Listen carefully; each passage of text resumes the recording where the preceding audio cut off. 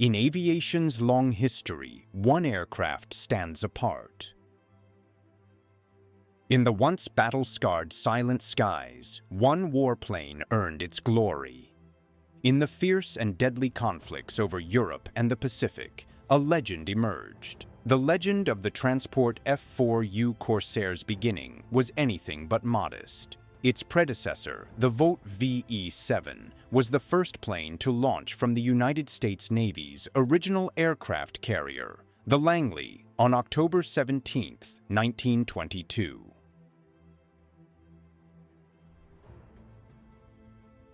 The VE-7 had previously served with the Navy's first two fighter squadrons. In 1910, Chance Milton Bort began his journey with flying machines. Born on February 26, 1890, he trained as a mechanical engineer and upon completing his education set out to build an empire that would endure multiple relocations across the U.S. and shifts in management. Vaught's first planes were assembled in a third-floor room of an abandoned hosiery factory. Sections of the frame were lowered to the street through a window and reassembled there. This allowed engineers to test the engine by tethering the plane to a telephone pole. The aircraft, the VE-7, was Vaught's seventh design, marked as Vought Experimental. A highly successful creation, it more than made up for Vaught's unconventional construction techniques. In February 1918, Army pilots tested the VE-7, and their glowing reports led to its promotion as a fighter, quickly resulting in mass production orders. After World War I, VE-7 production continued, including the Navy's first orders for the aircraft. However, not all of Vaught's designs were successful. The all-metal V-141 was a notable failure, with dangerously poor spin recovery despite extensive engineering efforts. A modified version with a stretched frame and redesigned tail renamed the V-143 still failed to attract buyers. The immediate predecessor of the F4U was designed in 1936 by Vaught's chief engineer, with the final design completed and submitted in 1938. Out of 6 fighter submissions, this was the first to achieve success. Designated the V-166 by the company, it entered testing as the XF4U. While modifications followed in subsequent years, the core appearance of the F4U remained largely unchanged. However, certain aspects of the original design fell short of expectations. The landing gear performed adequately under normal conditions, but during World War II, pilots often had to land in less than ideal situations. It quickly became evident that the Corsair's landing gear was too fragile for such abuse. Wheels frequently detached, and in some cases, the entire assembly broke off the fuselage. The Corsair's tendency to break under stress made the U.S. Navy uneasy, prompting several modifications to improve the landing gear's weight-bearing capacity and shock absorption. However, the demands of carrier-based operations during the war introduced a new challenge. Could the Corsair withstand the rigors of carrier takeoffs and landings? As a large and heavy aircraft, its landing gear remained vulnerable to the punishment it faced. Pilots, wary of missing the arresting hook, often slammed their planes down hard, placing additional strain on the assembly.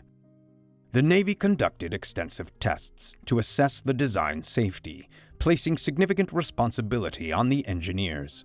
The shock of landing hard on a carrier deck had to be accounted for, as no one expected pilots to alter their techniques to accommodate inadequate landing gear. In most cases, test pilots landed the Corsair successfully, but occasionally failures of the landing gear made the U.S. Navy hesitant to risk pilots' safety until the issue was resolved. After further testing and modifications, the landing gear became less hazardous, but a new issue quickly emerged. The Corsair's extended nose significantly reduced the pilot's visibility. With its oversized engine and a cockpit positioned too far back, pilots struggled to judge their approach accurately. Carrier landings, which required precise positioning, became exceptionally dangerous and required immense skill due to the F4U's poor visibility. With no simple solution in sight, the U.S. Navy was at a loss. Eventually, the Corsair was leased to the British Navy, where it was promptly deployed on their carriers. British pilots flying the Corsair regularly from carriers developed innovative techniques to better judge their distance from the deck. Occasionally, landing gear issues persisted. Here, we see a pilot approach the carrier with only one wheel deployed, but the skill of the pilot in landing the aircraft is undeniable. Crashes were not uncommon, often caused by damage from enemy fire. In this instance, a damaged fighter loses control and crashes into the tower, vividly demonstrating the hazards pilots faced daily. Sometimes aircraft would fall just short of the carrier, though in most cases the pilots survived to fly again. One of the Corsair's most appealing features was its ability to fold its wings over the canopy, a design that significantly improved storage efficiency aboard carriers. The sight of the Corsair's wings unfolding before takeoff is nothing short of majestic. Despite its impressive performance, the F4U still posed significant visibility challenges during takeoff. However, its growing record of success was quickly solidifying its legendary status among naval aviators.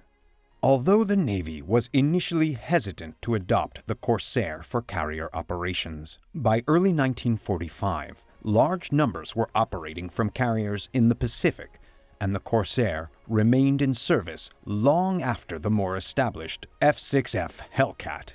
Numerous versions of the Corsair were developed, starting with the prototype F4U-1, which saw action on Guadalcanal in February 1941, to the F4U-7, designed specifically for the French Navy, with an elevated pilot seat. Several variants were configured as night fighters, beginning with the F4U-2, which featured a radar pod mounted on the starboard wing. Additionally, some models were adapted for photo reconnaissance missions, such as the 1P, equipped with a K-21 camera housed in the rear fuselage. All variations of the Corsair shared one unmistakable feature: the distinctive gull wings. These wings allowed the necessary 90-degree angle with the fuselage, avoiding the need for a mid-wing design, like the Hellcat. The gull wings also served another crucial function. They provided enough ground clearance to accommodate the 13-foot propeller with the length of the landing gear. Among the many diverse and imaginative aircraft designs, the F4U Corsair stands out as one of the most visually striking. Its iconic shape is instantly recognizable, and the elegant wings, which earned it the nickname Bent-Wing Bird from its pilots, contributed to its charm. Other nicknames included Ensign Eliminator, Old Hose Nose, and the Hog, while the Japanese referred to it as Whistling Death. The power behind this fearsome moniker was a twin-row 18-cylinder air-cooled radial engine.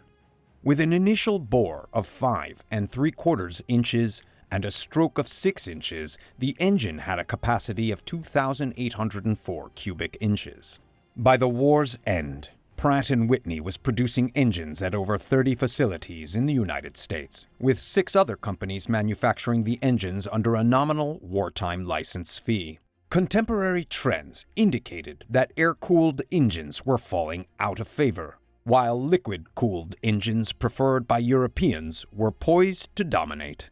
However, for carrier operations, the radial engine offered significant advantages in weight, maintenance, and supply logistics, justifying its continued use. Despite wartime preferences, 2 of America's most successful fighters, both the first to surpass 400 miles per hour, utilized the outdated air-cooled engine. These aircraft were the P-47 Thunderbolt and the F4U Corsair. When Pratt & Whitney developed the Corsair's engine, they recognized that regardless of its power, its primary purpose was to drive a propeller. The Hamilton Standard Company was contacted to build the Corsair's propeller, employing cutting-edge technology for the time. The propellers were constructed around a cold, stretched steel hub with the skin welded on using silver. As with any engineering feat, The Corsair's engine and propeller were a product of expertise, innovation, and continuous testing, resulting in flawless craftsmanship that played a significant role in the aircraft's tremendous success. A thirsty Corsair consumes 234 gallons of fuel from the fuselage's first tank and another 300 gallons from the second tank in the wing. Its oil capacity is more modest, at just 23.5 gallons.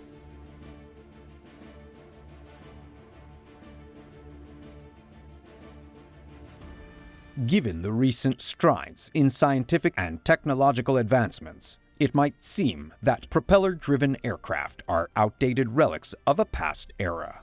Space stations are being built, and humanity's exploration of the furthest reaches of space has transitioned from science fiction to reality. Considering that, would the desire to fly a prop plane seem absurd? Certainly not. Imagine the joy of taking your Corsair out for a leisurely flight. The warmth of the summer sun, fields and prairies bathed in golden light, the vast, clear blue sky, with nothing to hear but the roar of the engine. Yet the skies weren't always so serene, and there were many other sounds besides the hum of a solitary engine. Not so long ago, the skies were filled with a different kind of noise: the explosions, gunfire, and the devastating toll of war.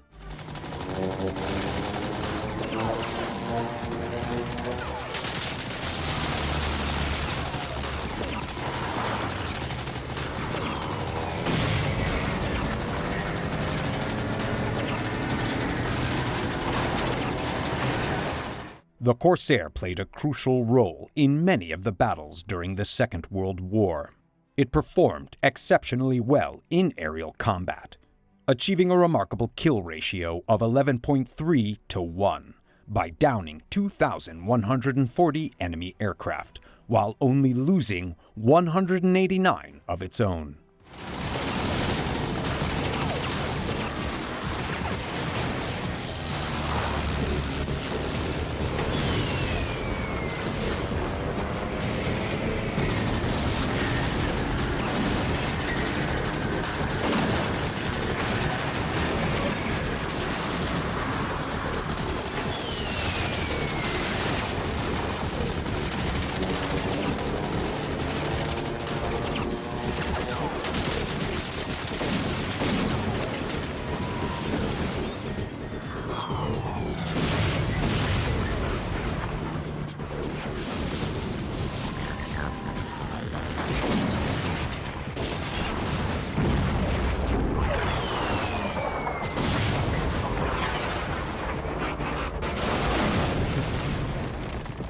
The ground crew was tasked with regularly inspecting and replacing the Corsair's weapons, a responsibility they took very seriously.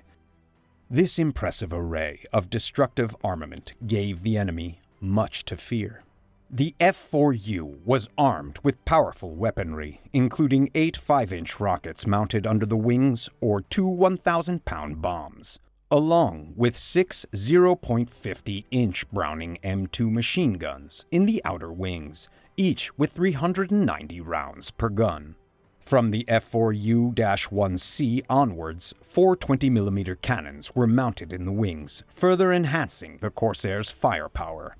Loading the wing rockets was a straightforward task, but to avoid the risk of premature or failed rocket launches, careful installation was essential.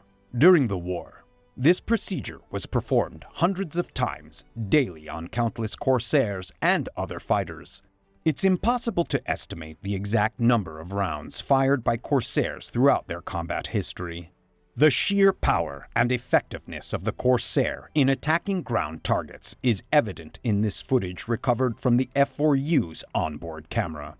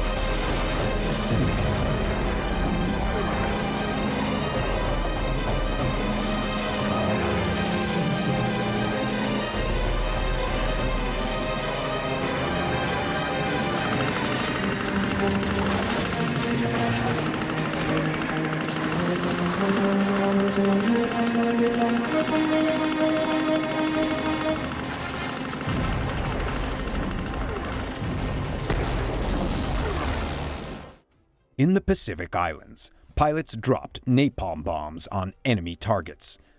These bombs didn't need to make direct contact. Their destructive power incinerated everything in the immediate vicinity. Locals, who were fortunate enough to survive the attacks, could do little to prevent the fires from spreading. The Corsair's performance was exceptional, with its established track record and twice the horsepower and destructive capability of Japan's primary fighter, the Zero, making it an invaluable asset to the Allies. With speeds reaching up to 462 miles per hour, the Corsair was nearly untouchable, leaving the enemy lucky to even get close. Measuring 41 feet across with a length of 33 feet, the Corsair stood 15 feet high on the runway and had a total wing area of 314 square feet. Its weight ranged from 9,167 pounds when empty to 16,160 pounds fully loaded.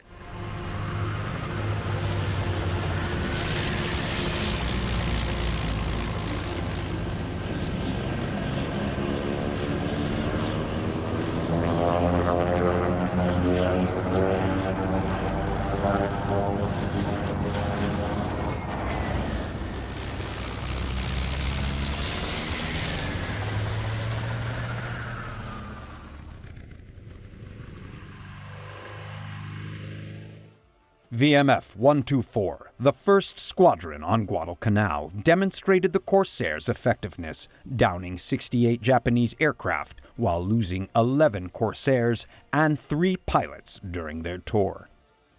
The first F4U ace was Lieutenant Kenneth Walsh, who scored his 5th victory on May 13, 1943.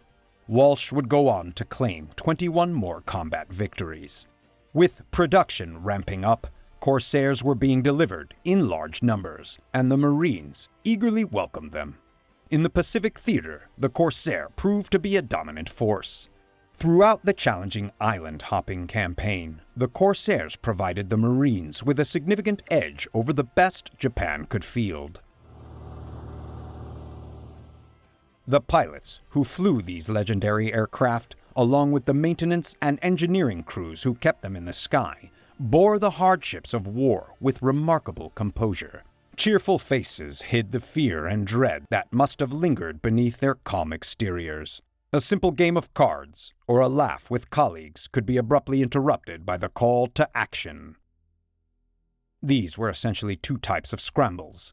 The first scramble, which was initiated when enemy aircraft were detected on a course toward the airfield, and the slow scramble, when Corsairs were dispatched to attack an enemy target. Here, the crew chief and pilot work in perfect coordination. While the pilots receive their briefings, the crew chief starts the engines to warm up the cylinder heads to the proper temperature.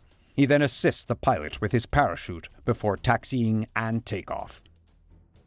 In places where a proper runway wasn't available, gridded metal sheets known as Marston mats were used. These mats could be quickly laid down on any bare ground or sand, and they were a common sight on the beaches of the Pacific Islands. Marston mats were also used in other locations, like China, India, Burma, and Italy. The Pacific beaches provided a stunning, if unusual, backdrop for this squadron of Corsairs. The pilots must have found the sun-drenched sand and crystal-clear waters appealing, even as they spent much of their time confined to the cockpit. But the war was far from a vacation, and while pilots may have enjoyed moments on the beach, a fierce battle was often happening not far away. Near Okinawa, a large group of Japanese aircraft launched an attack on American ships. Though the U.S. lost 3 destroyers and 7 planes in the assault, the Japanese suffered far greater losses. After scout planes had located the enemy, a fast carrier task force was deployed to intercept the Japanese planes. A total of 341 attacking aircraft were destroyed, with 245 downed by carrier aircraft, 55 by fighters, and 51 by anti-aircraft fire. This marked the beginning of a disastrous day for the Japanese. Carrier aircraft launched attacks on the Yamamoto, a 45,000-ton battleship, the last of its kind in the Japanese fleet. The ship was struck by at least 3 rockets and 8 heavy bombs, sinking around 50 miles southwest of Kyushu, the southernmost island of Japan. Additionally, 2 cruisers and 3 destroyers were sunk, and more destroyers were left burning. Only a few destroyers from the entire Japanese force managed to escape, though they were severely damaged by rockets and machine gun fire. The destruction of the Yamamoto dealt a significant blow to the Japanese, but for the pilots involved in the mission, it was likely a moment of great pride and celebration. Between combat missions, the Corsairs were carefully maintained by the ground crews, who worked diligently to keep the aircraft in peak condition. These men were tasked with ensuring the safety and readiness of the pilots and their planes. Every mechanical system of the Corsair had to be checked and rechecked, adjusted, tightened, and sometimes rebuilt to ensure no failure would occur during the complex maneuvers the aircraft and its pilot would perform. In many ways, the ground crews were just as vital as the pilots. The lives of those in the air depended on the expertise and attention to detail. After each combat mission, the pilots were checked off individually by the squadron leader. While the planes were being refueled, it was critical that every pilot was accounted for. Sometimes, as seen in the case of De Fabio on the checklist, that would mean a tense wait. When the scramble order was given, it was a fast scramble. The men of the 4th Marine Air Wing were ready and eager, knowing a squadron of Japanese fighters had been sighted 20 miles south of the base. There was no time to waste. The urgency of the situation kept everyone on high alert, and the pilots and ground crews worked in seamless coordination. It was uncertain whether the Japanese fighters intended to attack, but the Marines weren't willing to take any chances. If the enemy fighters did plan to strike the base, the Allies would be ready for a fierce defense. During World War II, The sheer number of aces achieved by the Allied nations was unprecedented. Great Britain produced over 1,200 aces, but the United States led the way with 1,281. In contrast, Japan only managed 26 aces, likely a result of their reliance on kamikaze tactics rather than traditional aerial dogfights.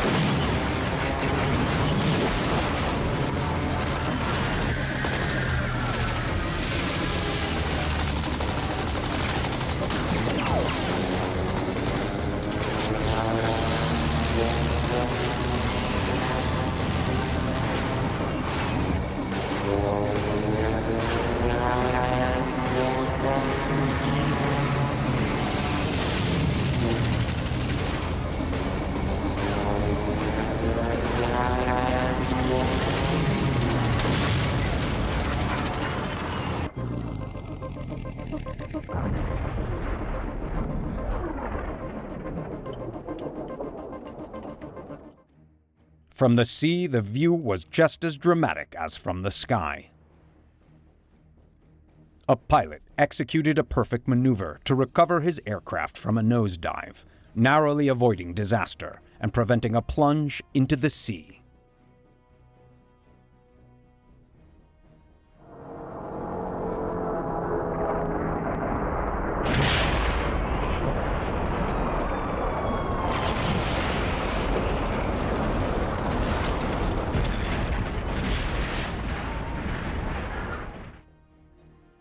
Perhaps the most stunning image captured was that of a carrier destroyed in a violent explosion. A mushroom cloud erupted from the impact, rising hundreds of feet and scattering debris into the ocean.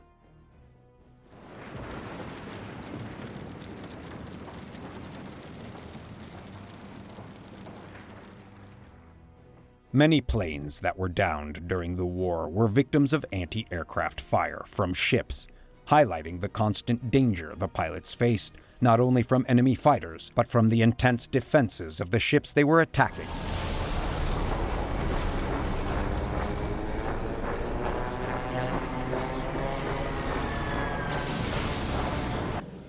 The efficiency of the ship's guns in repelling attacks was crucial, but not all losses were due to enemy fire. Some pilots met unfortunate fates while attempting to land back on the carrier. One pilot, missing his hook, skidded across the deck, while another less fortunate pilot ended up caught in a devastating fireball after making a critical mistake.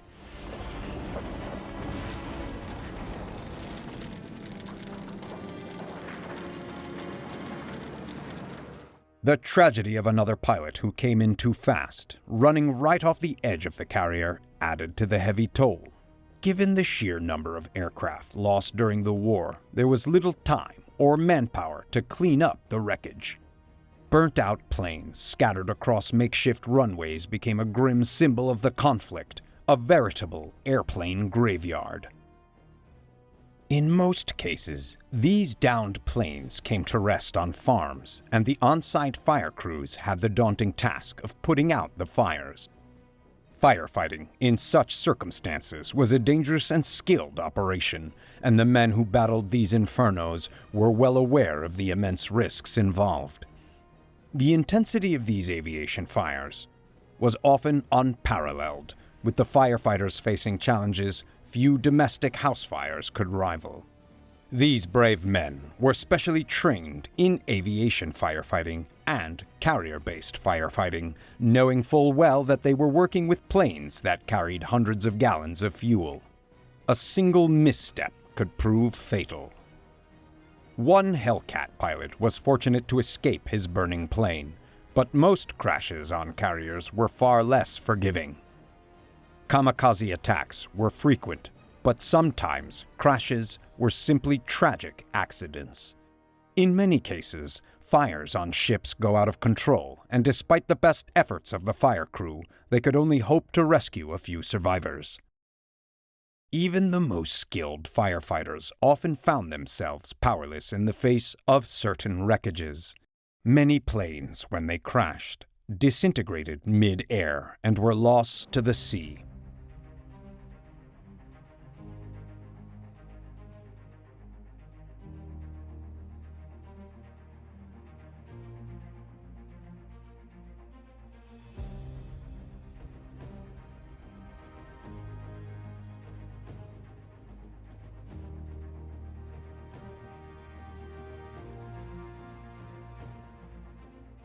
Those that crashed burning were quickly extinguished, but the damage caused by these destructive crashes was often irreversible.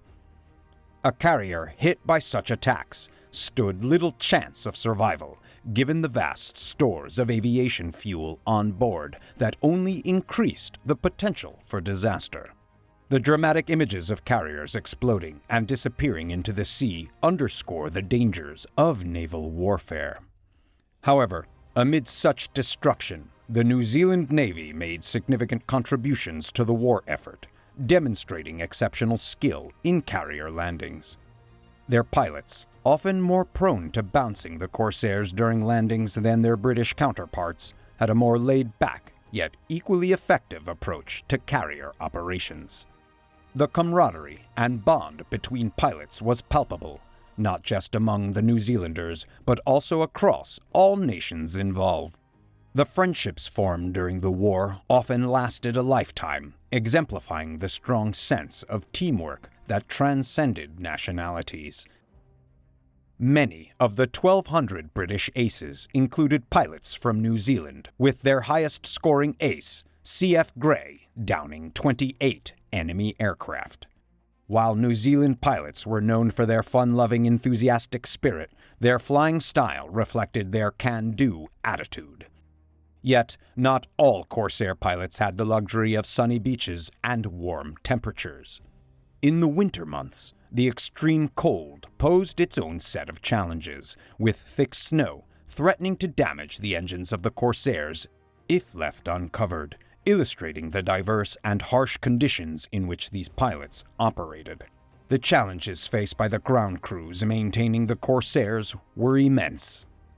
The corrosion from the salt in snow and seawater was a constant threat, especially to the weaponry, requiring regular cleaning and oiling to prevent malfunction. The engineers likely longed for the warmer conditions of the Pacific beaches, but the severe cold was far less taxing than the oppressive heat of the Pacific summer. The Corsair's impressive combat record speaks to its effectiveness and durability during World War II. It flew 64,051 missions, with over 54,000 of them launched from land bases, while the remaining 9,581 were launched from aircraft carriers. It achieved a remarkable kill ratio, downing 2,140 enemy aircraft, with just 189 Corsairs lost to combat. However, the aircraft also faced significant losses, including 349 shoot-down by anti-aircraft fire, 164 lost in landing accidents, and 992 for other reasons. Overall, 1,694 Corsairs were lost out of the 12,571 built.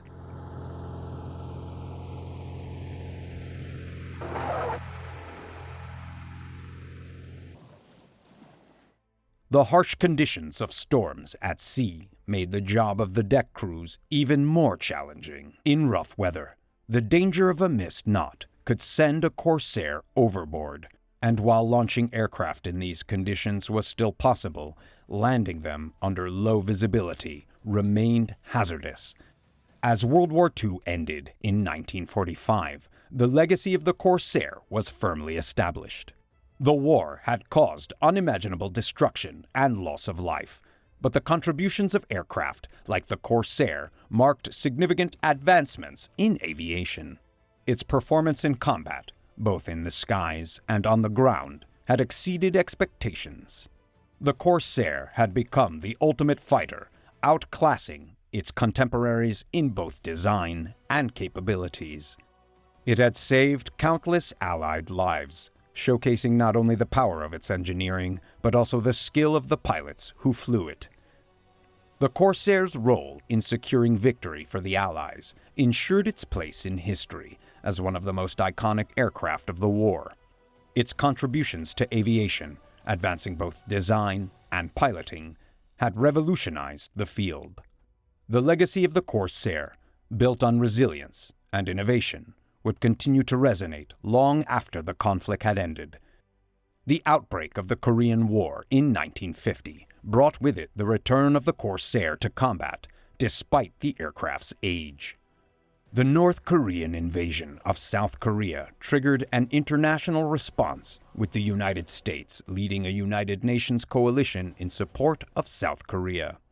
Although the Corsair had been a stalwart during World War II, by the time of the Korean War, aviation had seen rapid developments, and the aircraft's role was now seen in a new context. With the experience gained from World War II, pilots and ground crews were able to operate the Corsair with efficiency and confidence, facing no major mechanical issues that had plagued them in the earlier years of the aircraft's service. The Corsair continued to prove its effectiveness in combat, and its legacy as one of the best fighters ever built persisted through the conflict. However, the Korean War also marked a turning point in aviation, as the world saw the first large-scale use of jet aircraft in combat. The jet age was on the horizon, and although the Corsair was still a formidable presence, the shift to faster, more advanced jets was imminent. Even with the Corsair's continuing success, the era of propeller-driven aircraft was beginning to give way to the new age of jet-powered fighters. This shift in aviation technology marked a significant change in how wars were fought, but the Corsair's place in history remained secure as a legend of two major conflicts.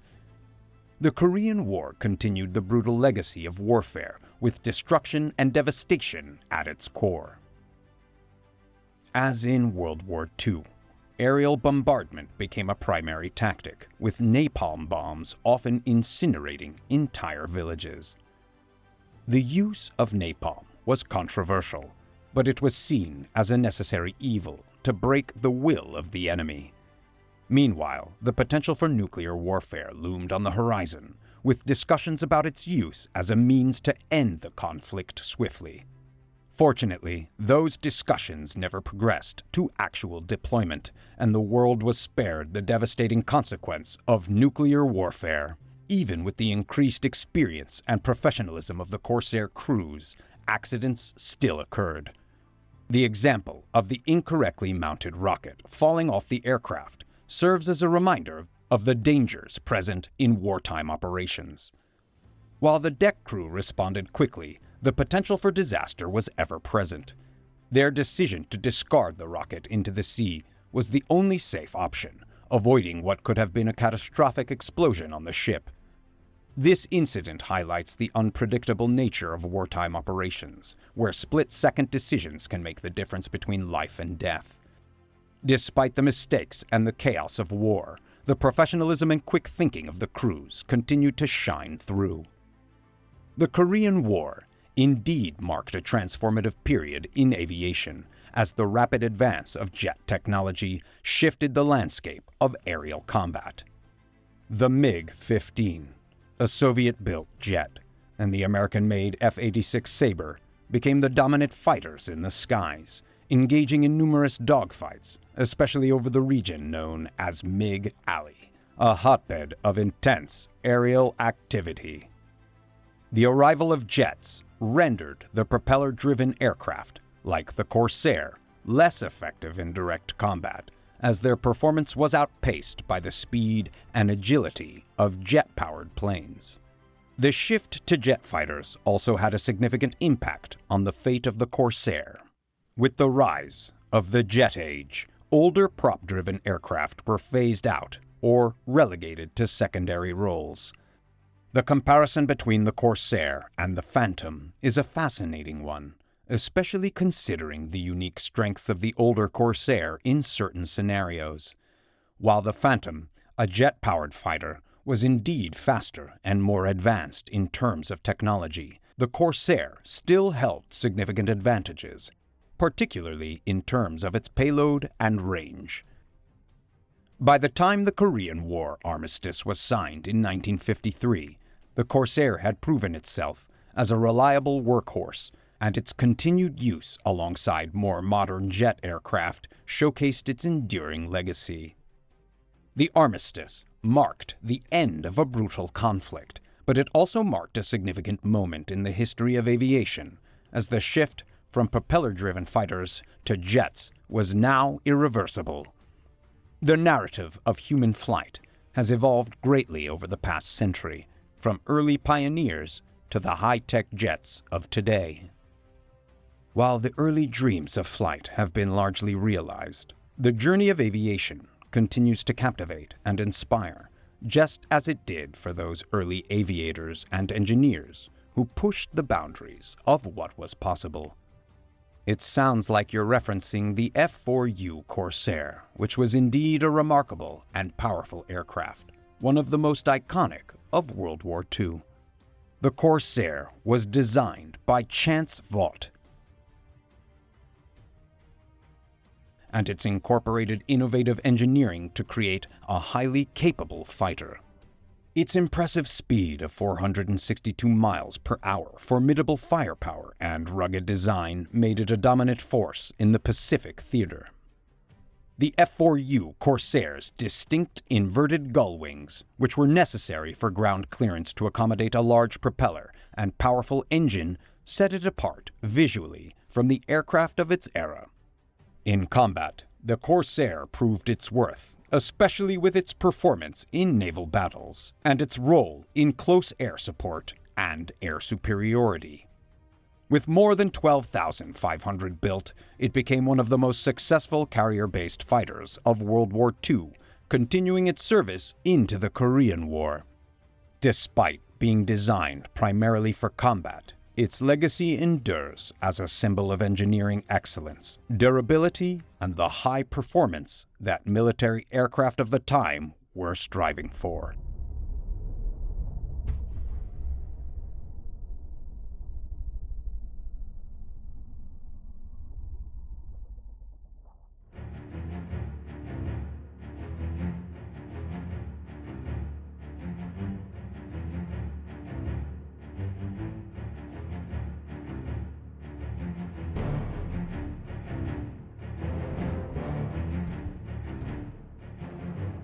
December 1941 saw Pearl Harbor lying in ruins.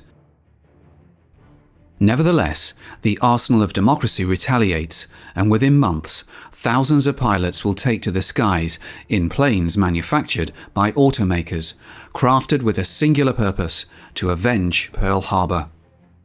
Over half a century ago, an unsettled world erupted into flames. Years of depression and isolation had fostered the belief that America was insulated from distant global conflicts.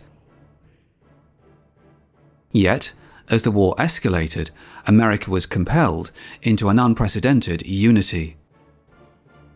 This collective determination, focused on a singular objective, would later be dubbed the Arsenal of Democracy. Few examples embody the arsenal of democracy as vividly as the Avenger, a Navy bomber with pride in its name. Forged by the hands of men and women, including automakers, seamstresses, machinists, and housewives, the Avenger stands as a monument to a time when an entire nation dedicated itself to achieving a single goal.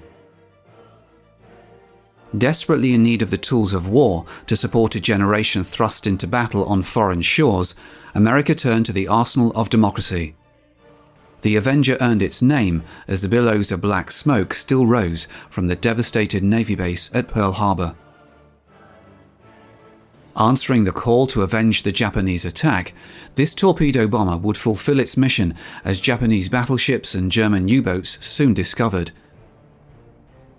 From the Battle of Midway to the war's final day, the formidable Avenger not only served as a deadly Navy bomber, but also as a constant reminder of the achievements possible when America unites.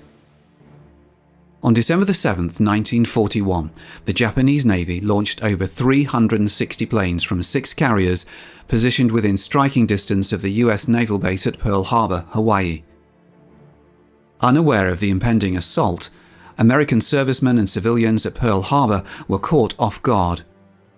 The base's Pacific Fleet units included more than 70 combat vessels and 24 auxiliaries, most of which were docked for the weekend. Among the 8 battleships in the harbour, 5 were sunk, 1 severely damaged, and the remaining 2 were hit. 2 destroyers were also sunk, while 140 aircraft were destroyed, with another 80 damaged.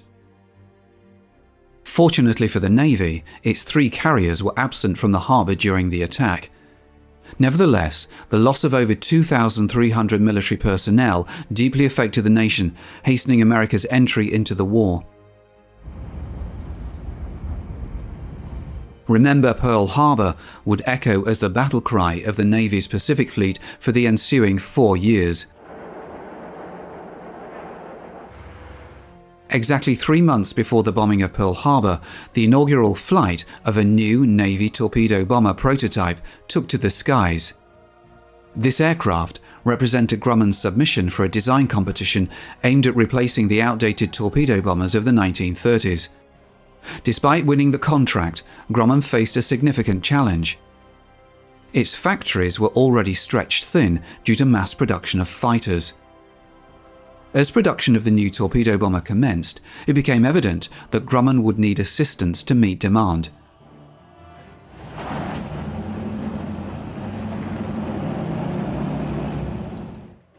The day after Pearl Harbor, the US government mandated a halt to all automobile production.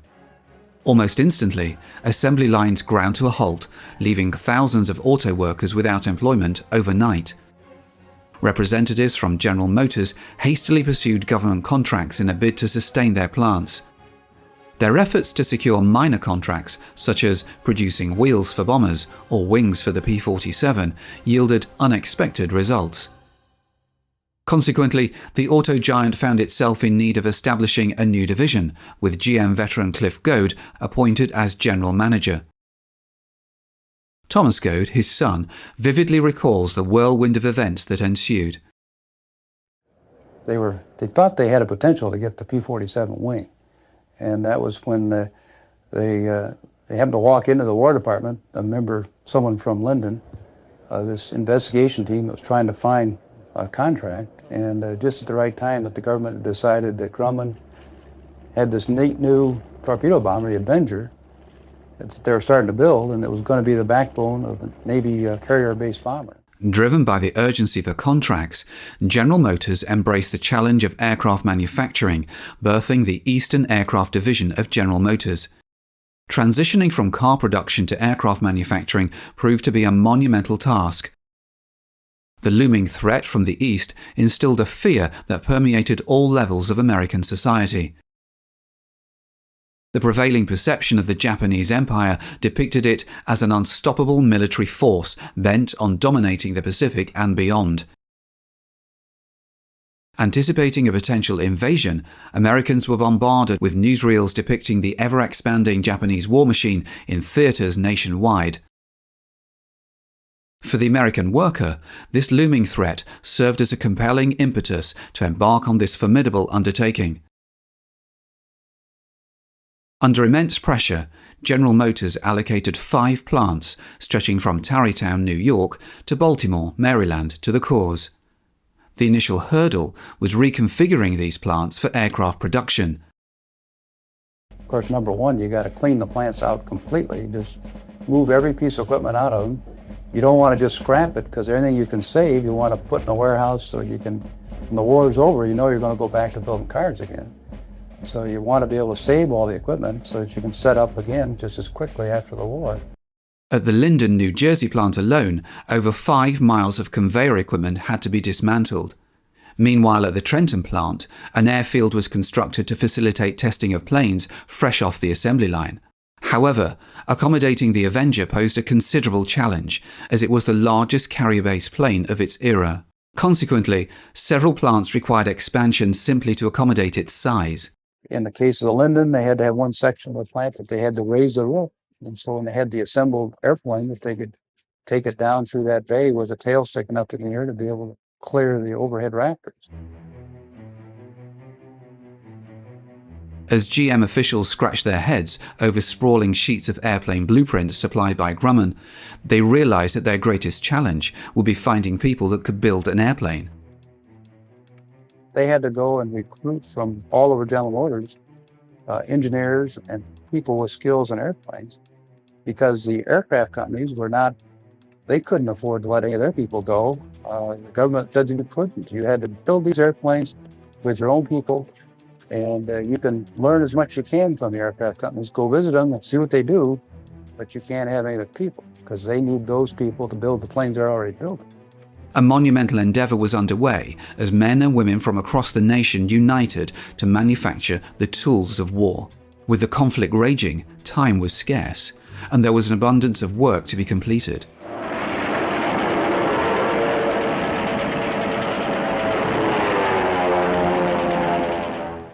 On June 4, 1942, the Japanese Navy launched its most extensive offensive since the Pearl Harbor attack, targeting the US-held island of Midway. Unlike Pearl Harbor, US forces were aware of the impending assault. However, Japanese planes were en route to the island before the Americans could strike the enemy carriers.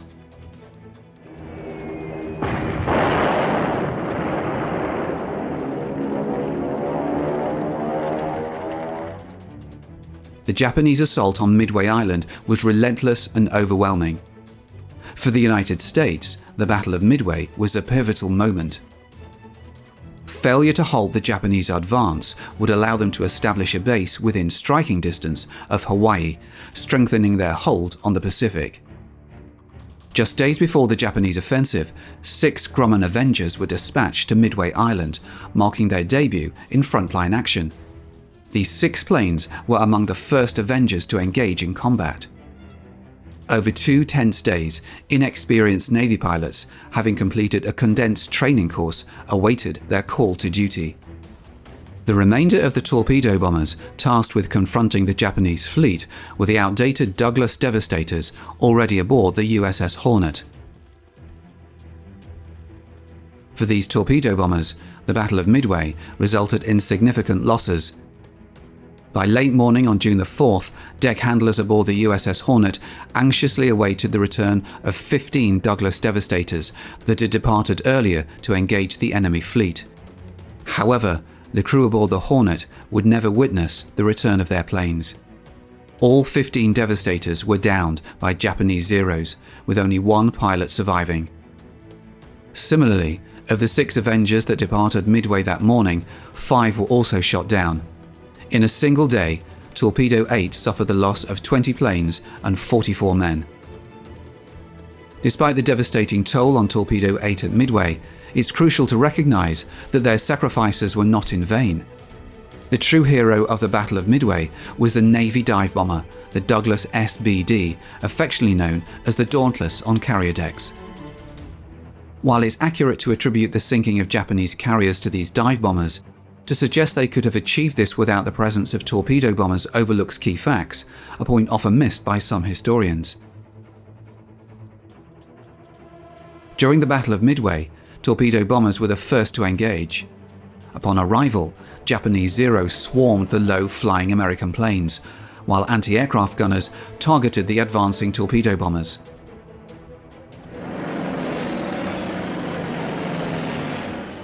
With all eyes fixed on the action near the surface of the ocean, the dive bombers swarmed down from above, taking the Japanese ships by storm. It was a classic high-low attack, culminating in the destruction of 4 Japanese carriers.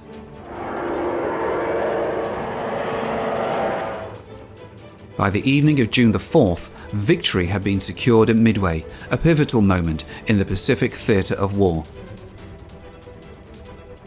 Meanwhile, at General Motors, a very different battle was unfolding, the struggle to initiate aircraft assembly lines.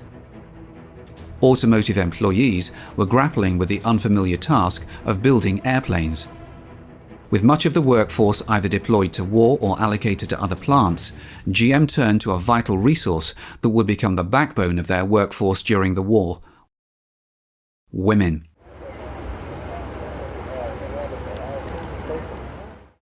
Even prior to the war, women had demonstrated their proficiency as skilled seamstresses, having long dominated the labour force in garment and textile industries. Transitioning to airplane production proved to be a smooth shift for seamstresses. Isn't this a funny place for you? Not if it helps win the war. But after clerking in a fashionable store... I like it here, and it saves my clothes. Yes, I suppose it would. Did you ever try pleasing a bunch of women shoppers all day? No, I never did. Well, here I just have to please the boss, and he's a man. And the work isn't too hard for you? No, I used to work in a butcher's shop. I like this better. It's more excitement. Isn't this pretty hot for you, Miss Spillane? Well, I hear it gets kind of hot around the kitchen stove, too. I never thought of that. Yes, and it gets pretty hot out there in the South Pacific. Given that airplane wings and tail sections primarily consisted of fabric, women were heavily involved in the subassembly of these components. However, in World War II, women's roles extended far beyond sewing, giving rise to the iconic figure of Rosie the Riveter. While the existence of a singular real-life Rosie remains uncertain, her symbolization embodies the invaluable contributions made by women during the war effort. She's really more of a mythical figure, a symbol of the American woman during World War II, a woman who put down the knitting needles and picked up a rivet gun. Rosie, the woman who exchanged her bonnet for a welding mask, transcended racial and socio-economic boundaries. She tirelessly worked long hours with a singular purpose: to contribute to the production of superior aircraft, knowing that they will be flown by her loved ones, her sons and brothers. Under the vigilant supervision of the Navy, she engaged in drilling, sanding, riveting and welding, standing shoulder to shoulder with her male colleagues. Despite the unwavering dedication of Eastern Aircraft employees, instructing automakers in aircraft construction proved to be a challenging endeavour. To facilitate this process, Grumman provided General Motors with 2 PK ships. Grumman engineers constructed an Avenger using Parker Callon fasteners instead of rivets. The aircraft was then transported to General Motors, where the PK fasteners could be replaced. These PK ships served as invaluable references for the automakers, and by the autumn of 1942, the Avenger assembly at GM plants was well underway. On November 11, 1942, an eager crowd anxiously awaited the maiden flight of the GM-built Avenger. This flight held immense significance, not only because it would demonstrate the aircraft's functionality, but also because it would validate the automaker's achievement of building a flying machine. This aircraft was designated as the TBM, where TB denoted torpedo bomber and M signified General Motors. Notably, the Avengers deployed at the Battle of Midway bore the designation TBF, with F indicating Grumman's involvement. Beyond the Navy designation, both the Grumman TBF and the General Motors TBM were identical aircraft. This standardization was mandated by the Navy to ensure interchangeability of parts between the two variants. The bomb bay doors, shown here in the open position, house the torpedo, affectionately known by Avenger pilots as the Fish. The Avenger was a formidable aircraft, characterized by its large size and powered by a massive 1700 horsepower Wright engine necessary for carrier takeoffs. Robust landing gear designed to endure rigorous landings was a hallmark feature of all Navy planes.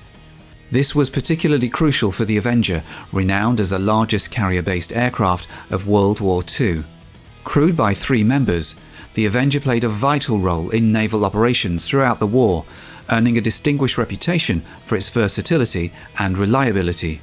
One sat in an electrically controlled ball gun turret towards the back of the fuselage. The pilot sat in the front of the large greenhouse-style canopy, while the bombardier, who released the torpedo bombs, depth charges and mines, sat in the rear at the back of the bomb bay doors. By the war's end, nearly 10,000 Avengers had been manufactured, ferrying almost 30,000 aviators into the perilous theatres of war. Among these aviators was a young high school student named George Bush. Opting to forego a college opportunity, Bush enlisted with the Navy on his 18th birthday with aspirations of piloting the Avenger. I chose torpedo bombers. I wasn't. Some of it was that I didn't think I was a particularly accomplished fighter jockey, one of these guys doing all these maneuvers. Secondly, the plane had great appeal to me. It was a team effort. There were 3 of us in the airplane. It was a stable aircraft. It was the largest carrier aircraft. So I asked to be trained for torpedo bombers, and I never regretted it. It was risky, of course, but that just went with the territory in those days. Upon earning his wings in the summer of 1943, Bush commenced training in his newly acquired Avenger, which he affectionately named Barbara after his girlfriend back home. The dashing Bush was assigned to Torpedo Squadron 51, serving aboard the light carrier USS San Jacinto. One aspect that deeply impressed Bush about his new role was the importance of teamwork. You had a crew, you had a team. I don't know whether you can see this, but in the back of behind the pilot, there was a turret, and you had a turret gunner in there, and then in the bottom of the airplane, you had what they called a stinger gunner, or tail gunner, and they helped keep the plane up. We'd wash our own airplane. Our crews, we had a crew captain on the deck, on the carrier, but it just came together. You got to know them well. You shared experiences with them, and I've always liked team sports, team effort, even in the White House. And so I think that team concept had an appeal to me when I decided to try for torpedo bombers as opposed to fighters. Like all naval aviators, Bush had to acclimatize to life on ship, which could be fraught with peril. I guess my first recollection of the Pacific was these enormous high seas. And this was a converted cruiser hull, fast carrier. She ran with the big CVs. And it was hairy. One of our guys subsequently killed, turned absolutely green. I mean, you've heard of people get seasick and turn green. This guy was green. The seas were rough. We couldn't fly in that kind of weather. But again, it was just part of our maturing as a squadron.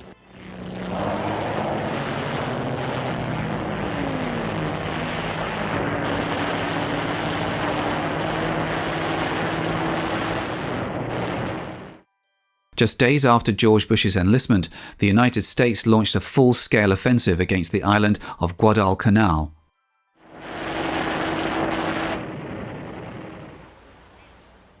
In September 1942, the initial contingent of Avengers began arriving at Henderson Field on Guadalcanal, forming part of an air group tasked with targeting Japanese shipping in the region.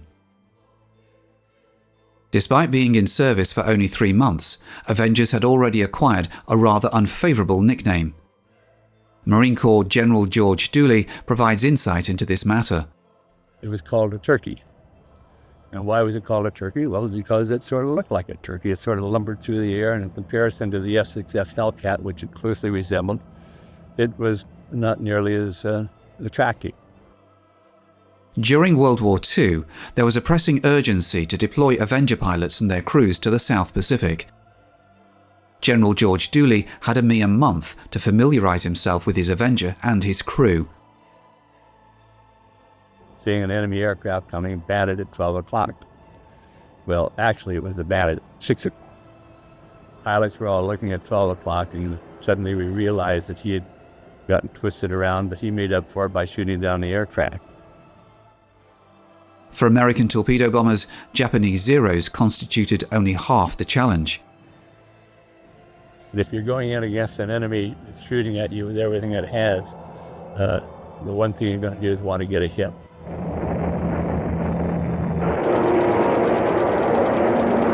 As the Battle of Guadalcanal unfolded, Navy aircraft began delivering significant blows to the Japanese fleet, despite the formidable challenges faced by Avenger crews.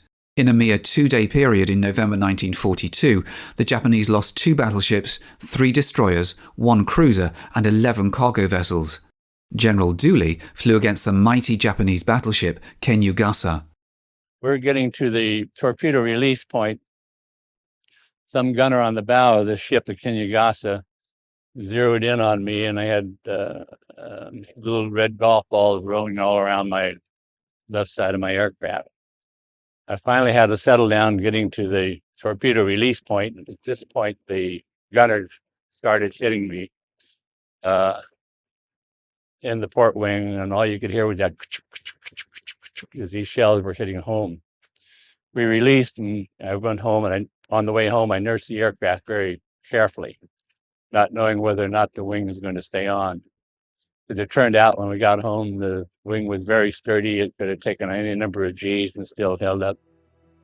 The errors observed at the Battle of Midway were not repeated at Guadalcanal. Torpedo bombers now assaulted ships with the full protection of Wildcat and Hellcat fighters providing cover overhead. By early 1943, American naval fighters had honed tactics for effectively engaging their skilled adversaries. While accumulated combat experience bolstered American prospects in the high-stakes aerial battles over the South Pacific, the introduction of a new fighter, the F6F Hellcat, decisively tipped the scales in favor of American aviators.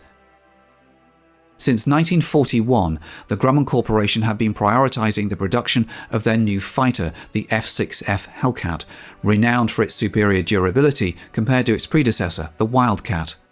The government urgently required Hellcats, prompting rapid production. With the intensification of the war effort, Rosie transitioned from riveter to pilot. The Women's Air Service Patrol, WASP, a group of highly skilled female pilots, played a pivotal role in ferrying Hellcats to the West Coast to meet the Navy's urgent demands. Though never formally endorsed by the Army Air Corps, the WASP stands as a proud chapter in Grumman's enduring legacy. By the summer of 1943, the Grumman Aircraft Company was dedicated almost exclusively to production of the coveted Hellcat. By this juncture, the US Navy wasn't the sole purchaser of Avengers. Britain expressed interest as well. The Women's Air Service Patrol diligently expedited the planes to Navy units on the West Coast and to the Royal Navy under Lend-Lease provisions. By January 1944, Grumman ceased all Avenger production, redirecting focus entirely on the Hellcat.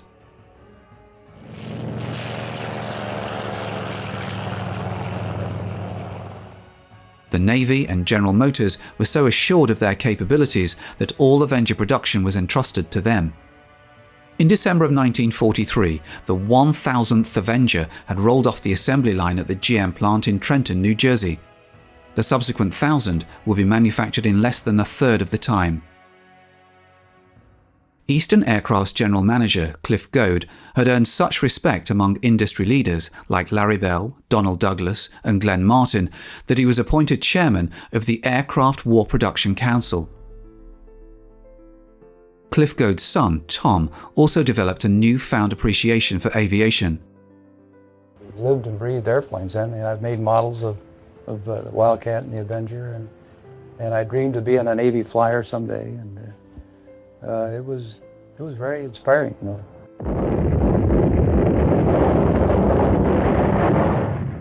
Allied triumphs at Guadalcanal and in New Guinea had unmistakably put the Japanese on the defensive in the Pacific theatre. US naval forces initiated an island-hopping campaign aimed at securing communication and supply routes from Australia, while establishing air bases to facilitate deeper strikes into Japanese-held territories. As the island-hopping strategy unfolded, Avenger squadrons found themselves deployed in the crucial role of close air support for Marines landing on the beach. Each Avenger could carry 4 500-pound bombs, delivering a formidable blow against entrenched Japanese troops on the beachhead.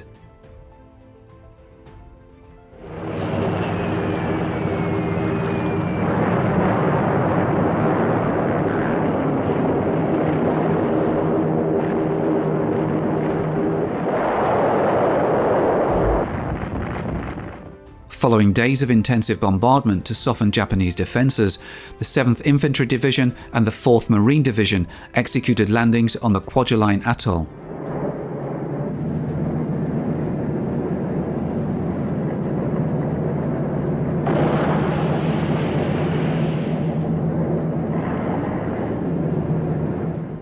By the conclusion of the first week of February, the major resistance on Kwajalein had been subdued, marking another significant stride in the Allies' island-hopping campaign.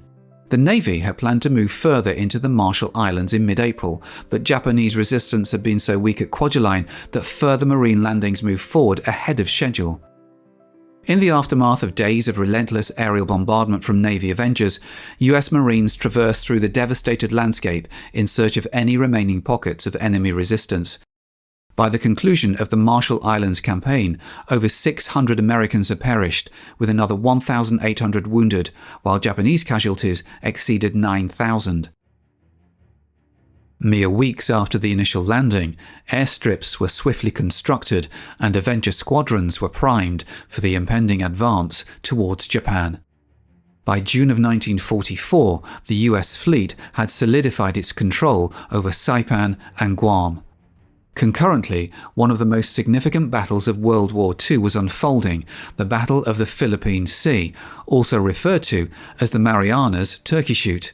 This monumental clash between naval aviators would go down in history as the largest aerial battle ever waged between two carrier forces.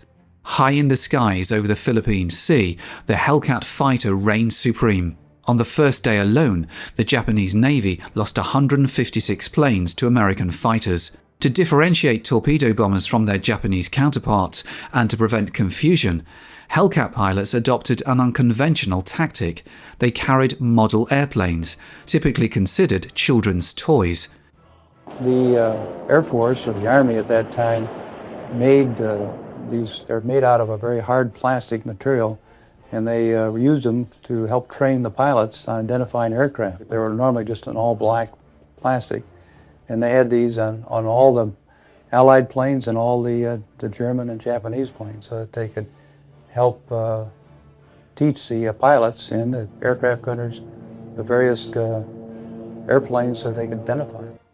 With a comprehensive fighter cover providing blanket protection, Avenger crews could focus their efforts on dropping bombs and torpedoes rather than engaging Japanese Zeros in combat. Relentless bombardment gradually weakened Japanese resistance, and by the conclusion of June, nearly all of the Marianas Islands had fallen under US control. With the Marianas firmly secured, the Navy turned its attention to the pivotal island of Guam. By late 1944, Japanese forces were clinging to their last remaining outposts in the South Pacific. In October, American fast carrier forces launched their decisive offensive against the Japanese, advancing towards Okinawa and Formosa. As the Pacific theatre of war progressed, Avenger squadrons increasingly transitioned from torpedo attacks against Japanese shipping to conducting bombing missions. From Luzon to Mindoro to the liberation of the Philippines, Avenger squadrons pounded relentlessly an enemy that was quickly losing its grip on the war. In a final bid to halt the advancing American fleet, the Japanese resorted to desperate measures. Sailors of the US Navy escort carrier group Taffy-1 were taken aback to witness Japanese aircraft diving straight towards their ships. This marked the first encounter for the Navy group with the notorious Kamikaze attacks. Employing a relentless barrage of anti-aircraft fire, the sailors endeavoured to block the skies, serving as the primary defence against the suicidal pilots. And although a few managed to hit American ships, most kamikazes found only the ocean at the end of their dive. Unfazed by the looming threat posed by the kamikazes, the American fleet pressed forward towards the Bonin Islands, situated a mere 750 miles south of Tokyo. Of particular importance was the main island of Iwo Jima. The Allies wanted it to establish a base for fighters that would later protect the B-29s slated to bomb Japan.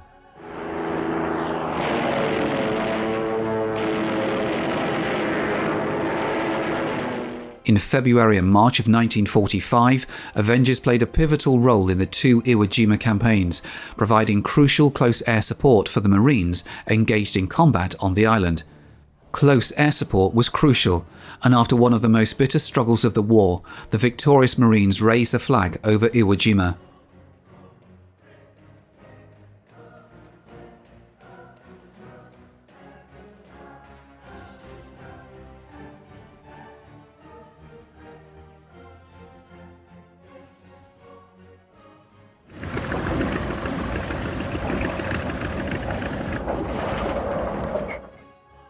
Despite the US Navy's steady progress in the Pacific War, naval aviators faced relentless daily challenges.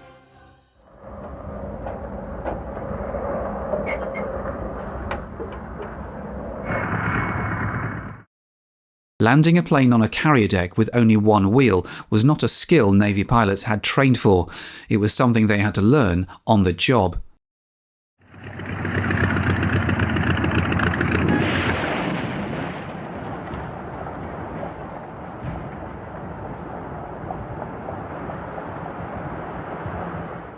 During World War II, ejection seats were not available, leaving pilots with three options if their plane became disabled: jumping out, ditching the aircraft in the sea, or attempting a carrier landing, as demonstrated by this Hellcat pilot.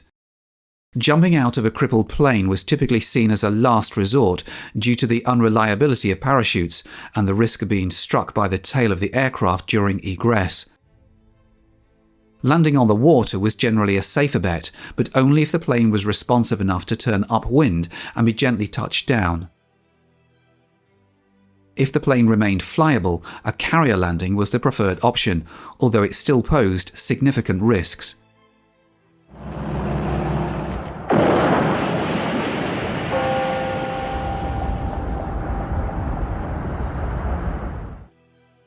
The danger inherent in aviation was a constant reminder for the automakers of General Motors. Weight was no problem with a car. In fact, people liked the heavier car because they felt it rode more safely. It was a better riding car. It was a safer car. But airplanes, every ounce of weight was very, very important because the lighter it is, the more it can carry, the more ammunition, the more guns, the better fighting machine it can be, the faster it can be. It's just a very different attitude. You had to build it light, strong, and rugged. The Avenger, renowned for its ruggedness and inheriting the proud tradition of Grumman ironworks, repeatedly demonstrated its ability to withstand considerable punishment and return safely to the ship. However, for Ensign George Bush of Torpedo Squadron 51, September 2, 1944 marked a day when his Avenger would not return to the ship. Departing from the USS San Jacinto that morning, Bush embarked on a mission that would profoundly alter his life. Well, it was a momentous day in my life that I will never forget. September 2nd, 44, early in the morning. We had flown over Chichijima the day before, And so we were to go back again the next day. A mission targeting a heavily defended radio station. With the fleet moving south, the station had to be hit on this mission. This was the last day that the fleet was going to be under Admiral Michener in the north. Task Force 58 was soon to become Task Force 38 under Admiral Halsey. So I knew that the fleet would be leaving that evening. We'd been told that. This is your last mission over the Bonin Islands. Fleet's going south, which came to haunt me later on when I was floating around in the water, because I say, if they're going south and I'm sitting up here, it won't be too good. En route to the target, the 4 Avengers divided into 2 pairs. Bush and his wingman were tasked with striking one radio station, while the other 2 Avengers targeted another station. It was a rather clear day. Climbed to about 10 or 12,000 feet. Got the signal from our squadron leader to push over into a dive. We were doing what they call glide bombing. This plane was designed not to go almost straight down like a dive bomber, but in a glide. And we were carrying 400 or 500-pound bombs. My target was the radio station. And the minute we got over the target, or near the target, we could see that we were in for a rather warm reception, because the flak was all over these angry black puffs. And I pushed the plane over into a dive and got halfway down. Seeing this stuff breaking all around you, you could feel the plane go up like this, and suddenly it was engulfed in smoke and fire. And I did manage to finish the bombing run and pulled out over the ocean and made a turn so that people in the back could get out. After ensuring his crew members had ample time to bail out of the plane, Bush himself climbed onto the wing. It was very scary. You couldn't hardly see the instruments. And I jumped and pulled the ripcord too early, and I hit my head on the tail of the airplane and ended up with a great big, like a strawberry in baseball, you know, when you slide, just rip the skin off. And ironically, the chute had hung up on just for a moment on the tail of the plane, ripped some of the panels out of this pie-cut parachute, and I looked up. I was dazed by that, came to, and there I was floating down into the Pacific. You could see the Japanese island right there very clearly. Landed in there. I'd forgotten to hook my seat pack, and so one of the fighter pilots dove down and showed me where that was. I swam over and got it, inflated it, climbed into the raft, and proceeded to set the record for the fastest yellow raft in the history of the Pacific, trying to go away against the wind, away from this island of Chichijima. Hellcat pilots then strafed a Japanese boat dispatched to capture Bush, who was left alone in a life raft with minimal protection. I was carrying a .38 caliber pistol. I knew enough about those islands to know that they were not kind to prisoners when they got them. In fact, the commandant of that place was later tried on a war crimes trial and was hung for eating the liver of the pilots. So I unflexed my .38, not knowing what the hell I'd do with it, and fortunately didn't have to do someone else in or myself in. After spending nearly 3 hours in the raft, Bush spotted something emerging from the water roughly 100 yards away. This footage was captured aboard the American submarine USS Finback during the rescue of Bush from the waters off Chichijima.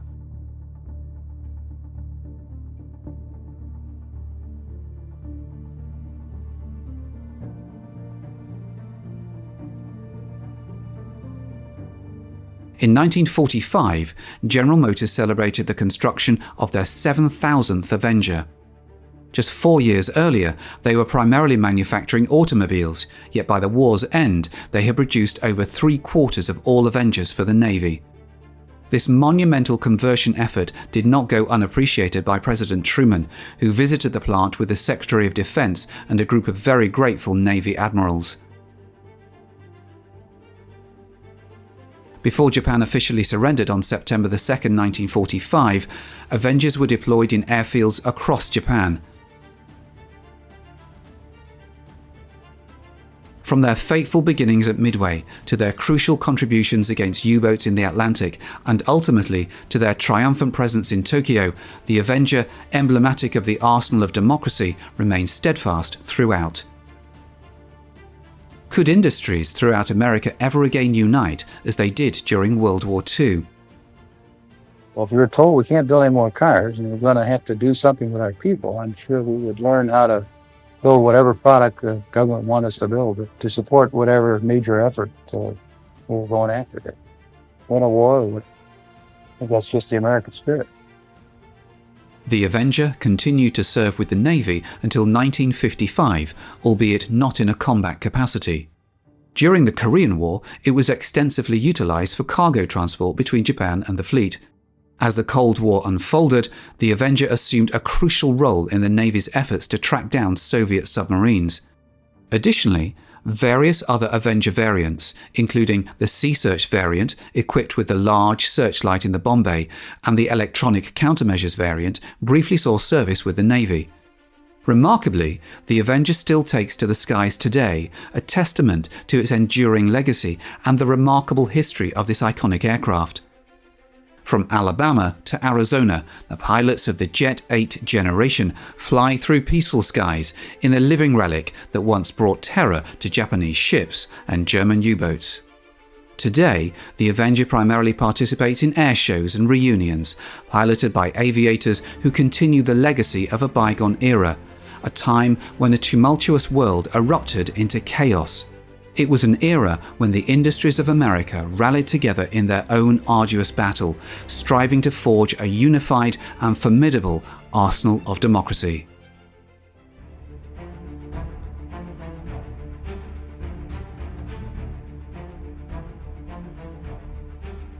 In June of 1942, a pivotal naval confrontation unfolded, marking one of the most significant battles of World War II as the United States of America faced off against the Japanese Empire. Fought exclusively with aircraft carriers positioned hundreds of miles apart, the Battle of Midway represented a groundbreaking naval conflict. It marked the inaugural major fleet engagement where opposing fleets never closed the gap to visually spot each other's ships.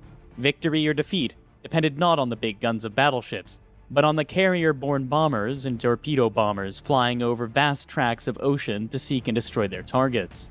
Midway was the dawn of a new era in naval warfare. The Battle of Midway held paramount significance for Japan, as it was envisioned as the pivotal element in a grand strategy aimed at expanding the empire's territorial reach deep into the Pacific. Midway Island, a crucial American stronghold, was slated for assault and occupation, while the United States Pacific Fleet, en route to defend it with its scarce aircraft carriers, would fall into an ambush, leading to its annihilation. Should the remaining vestiges of American naval might be ultimately shattered, Japanese dominance over the Pacific would remain unassailable for the foreseeable future. In fact, in the Battle of Midway, the Japanese carrier fleet, the mightiest in existence, was utterly destroyed, and Japan suffered her greatest defeat for over 300 years. During the Battle of Midway, Japan, at the zenith of its military strength, suffered not only a significant naval defeat, but also, in the span of a single day, sealed the fate of the Japanese Empire, leading it toward downfall and defeat. Since the early 1930s, Japanese conquests in China had caused ever-increasing friction with the United States.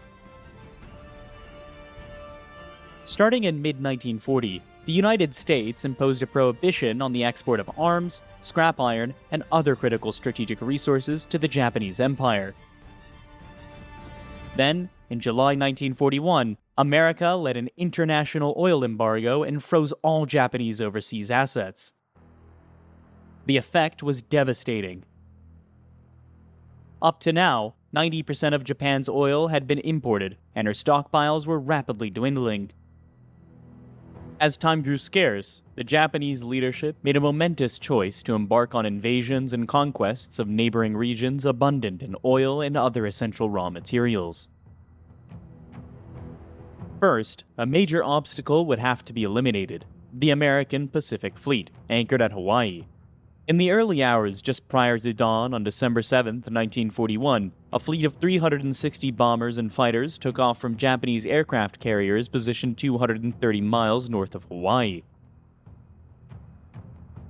Their target was the 3 carriers and the 8 battleships of the United States Pacific Fleet, based in Pearl Harbor. In the span of just 2 hours, a total of 18 American warships, including 6 battleships, were sent to the depths, while an additional 90 vessels sustained damage from bombs or torpedoes.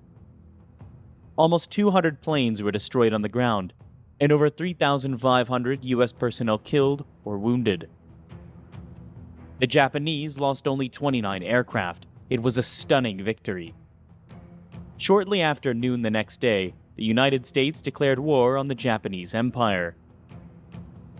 Following the devastation of the U.S. Pacific Fleet, the path was cleared for the Japanese campaign of expansion and conquest. In advance of the impending onslaught, garrisons across the region had covertly bolstered their defenses, and thousands of troops had been assembled and readied for action. In the hours following the Pearl Harbor raid, Japanese aircraft launched attacks on American air bases located at Wake Island, Guam, and Luzon in the Philippines. With complete air superiority, the Japanese launched their invasions. Forces in French Indochina, already held by the Japanese, rapidly advanced into Thailand and Burma. Troops from the island of Hainan landed in Malaya. On that very day, an initial raiding force commenced the invasion of the Philippines, swiftly followed by larger-scale landings. Over the next 3 weeks, Wake Island and Hong Kong fell to the Japanese. Borneo and Caleb were invaded and Sumatra was occupied. On February the 19th, Japanese aircraft carriers launched a lightning raid on Port Darwin in northern Australia, sinking 12 merchant ships and eliminating Darwin as a valuable Allied base. Early March saw the climax of the Japanese expansion, the inevitable occupation of Java. In a little over 3 months, Japan had conquered 1/4 of the Pacific Ocean. By securing a stable oil supply and expanding the defensive perimeter around their homeland, Japan had successfully accomplished all of its immediate wartime objectives. Yet in spite of the breathtaking scale of the Japanese victories, there did remain one major threat to the security of her Pacific conquests. 3 aircraft carriers from the United States Pacific Fleet managed to elude the devastation at Pearl Harbor, and within a matter of weeks, each of them served as a central core for a newly formed task force. After minor raids on the Marshall and Gilbert Islands, 2 of the American carriers set sail on one of the most audacious missions of the Pacific War: to bomb Tokyo, the heart of the Japanese Empire. In early April 1942, the aircraft carrier Hornet embarked on a westward journey from the U.S. Naval Base in Alameda, California, to meet up with its sister ship, the Enterprise, which was sailing from Pearl Harbor. With adept maneuvering to bypass the protective string of Japanese-controlled islands, both the Hornet and the Enterprise managed to penetrate to a point within 825 miles of Japan's coastline. At 8:24 on the 18th of April, 16 Mitchells took off from the Hornet and struck a course for the Japanese capital. Flying low, they avoided Japan's fighter defenses, and 15 aircraft dropped their bombs on the city. All but one of the Mitchells escaped to safety in mainland China or Russia. Following the attack, famously referred to as the Doolittle Raid, which took its name from its commander, Japanese military leaders were deeply alarmed and concerned. Even though the raid had inflicted only minor physical damage, it delivered a significant blow to Japan's sense of national pride. The need to protect the emperor was at the very core of the armed forces' being, and an agony of shame swept through the high command. Japan's leaders swiftly arrived at the conclusion that there was just one means by which they could ensure the adequate protection of homeland and the emperor. The frontiers of the empire must be pushed even further into the Pacific. In October 1941, General Hideki Tojo had been appointed Prime Minister of Imperial Japan. In his role as the Army Chief of Staff, Tojo harbored a profound ambition to witness the successful culmination of the Japanese campaign in China. He firmly believed that the sole path to achieving this goal was to secure a decisive victory over the Western powers. On his appointment as Prime Minister, General Tojo had kept his post as Chief of Staff and the job of War Minister. However, although an immensely powerful figure, Tojo did not have the complete control of government policy. Within a cabinet comprising representatives from all branches of the armed forces, he could rely primarily on the backing of the army. Consequently, most decisions ultimately resulted from a compromise between the army and the navy. Even prior to the Doolittle raid, expanding the empire's boundaries into the Pacific had been a cherished aspiration of a powerful naval faction. After the raid, arguments between the army and navy evaporated. Because the proposed operation would demand little army participation, Tojo finally gave his support. Franklin D. Roosevelt had been elected President of the United States in 1932. Strongly against the prevailing sentiment of isolationism, Roosevelt had the conviction that America should actively engage on the global stage. Even before the outbreak of war in Europe, Roosevelt had warned of the dangers posed by Nazi Germany's ambitions. Following the German conquest of the continent in 1940, Roosevelt, despite facing domestic opposition, progressively bolstered his support for Britain in its battle for survival. It was also Roosevelt who, in relation for Japanese actions against China, had imposed the oil and trade embargo on Japan. As a former Assistant Secretary to the Navy and now its Commander-in-Chief, Roosevelt took a special interest in the service. He handpicked his own flag officers and staff members, driven by his unwavering belief that the Navy should be led by the most qualified individuals for the roles. In a testament to his commitment to competence, he appointed Frank Knox, a member of the opposition Republican Party, to head the Navy Department. Under Roosevelt and Knox, the naval budget steadily rose. Even following the events at Pearl Harbor, Roosevelt maintained a belief that ran contrary to the desires of the American public. He believed that a war in Europe should take precedence over actions in the Pacific. He understood that enormous resources would be needed to push back the tide of the Japanese conquest, and until the full might of American industry could be brought to bear.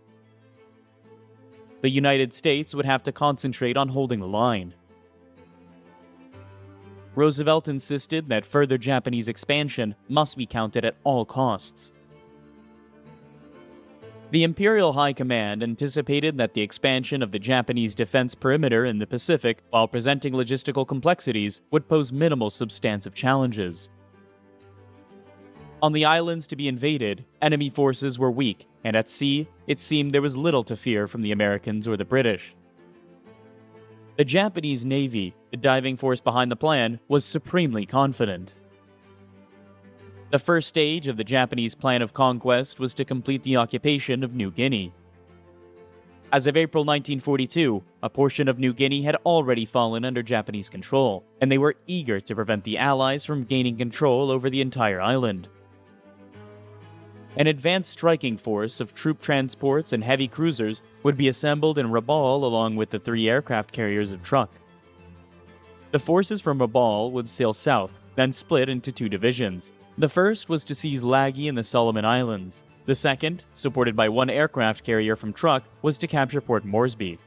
The remaining 2 carriers would enter the Coral Sea and engage any enemy found there. Once New Guinea had been occupied, then New Caledonia, Fiji, and Samoa would easily be captured. In order to expand the Japanese front in the northern region, 3 islands within the Aleutian chain, Attu, Kiska, and Adak, were slated for conquest. The next stage in the Japanese advance would be the occupation of the American-held island of Midway, 1,136 miles west of Hawaii. Seizing Midway would secure an airstrip for the Empire within a range that could threaten the American naval base at Pearl Harbor.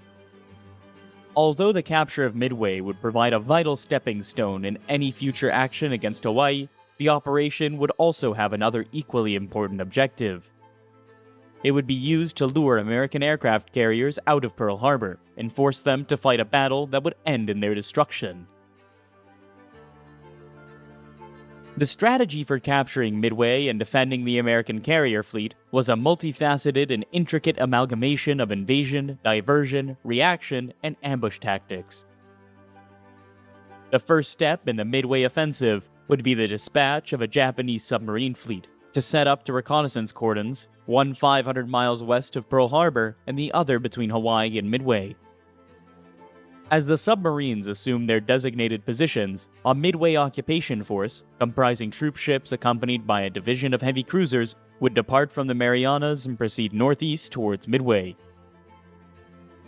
In order to incapacitate Midway's defenses and stage an ambush against the American carrier fleet, a formidable carrier strike force was organized, consisting of 4 aircraft carriers backed by battleships, heavy cruisers, and a robust destroyer screen. The carriers and their support would sortie east through the Bungo Channel.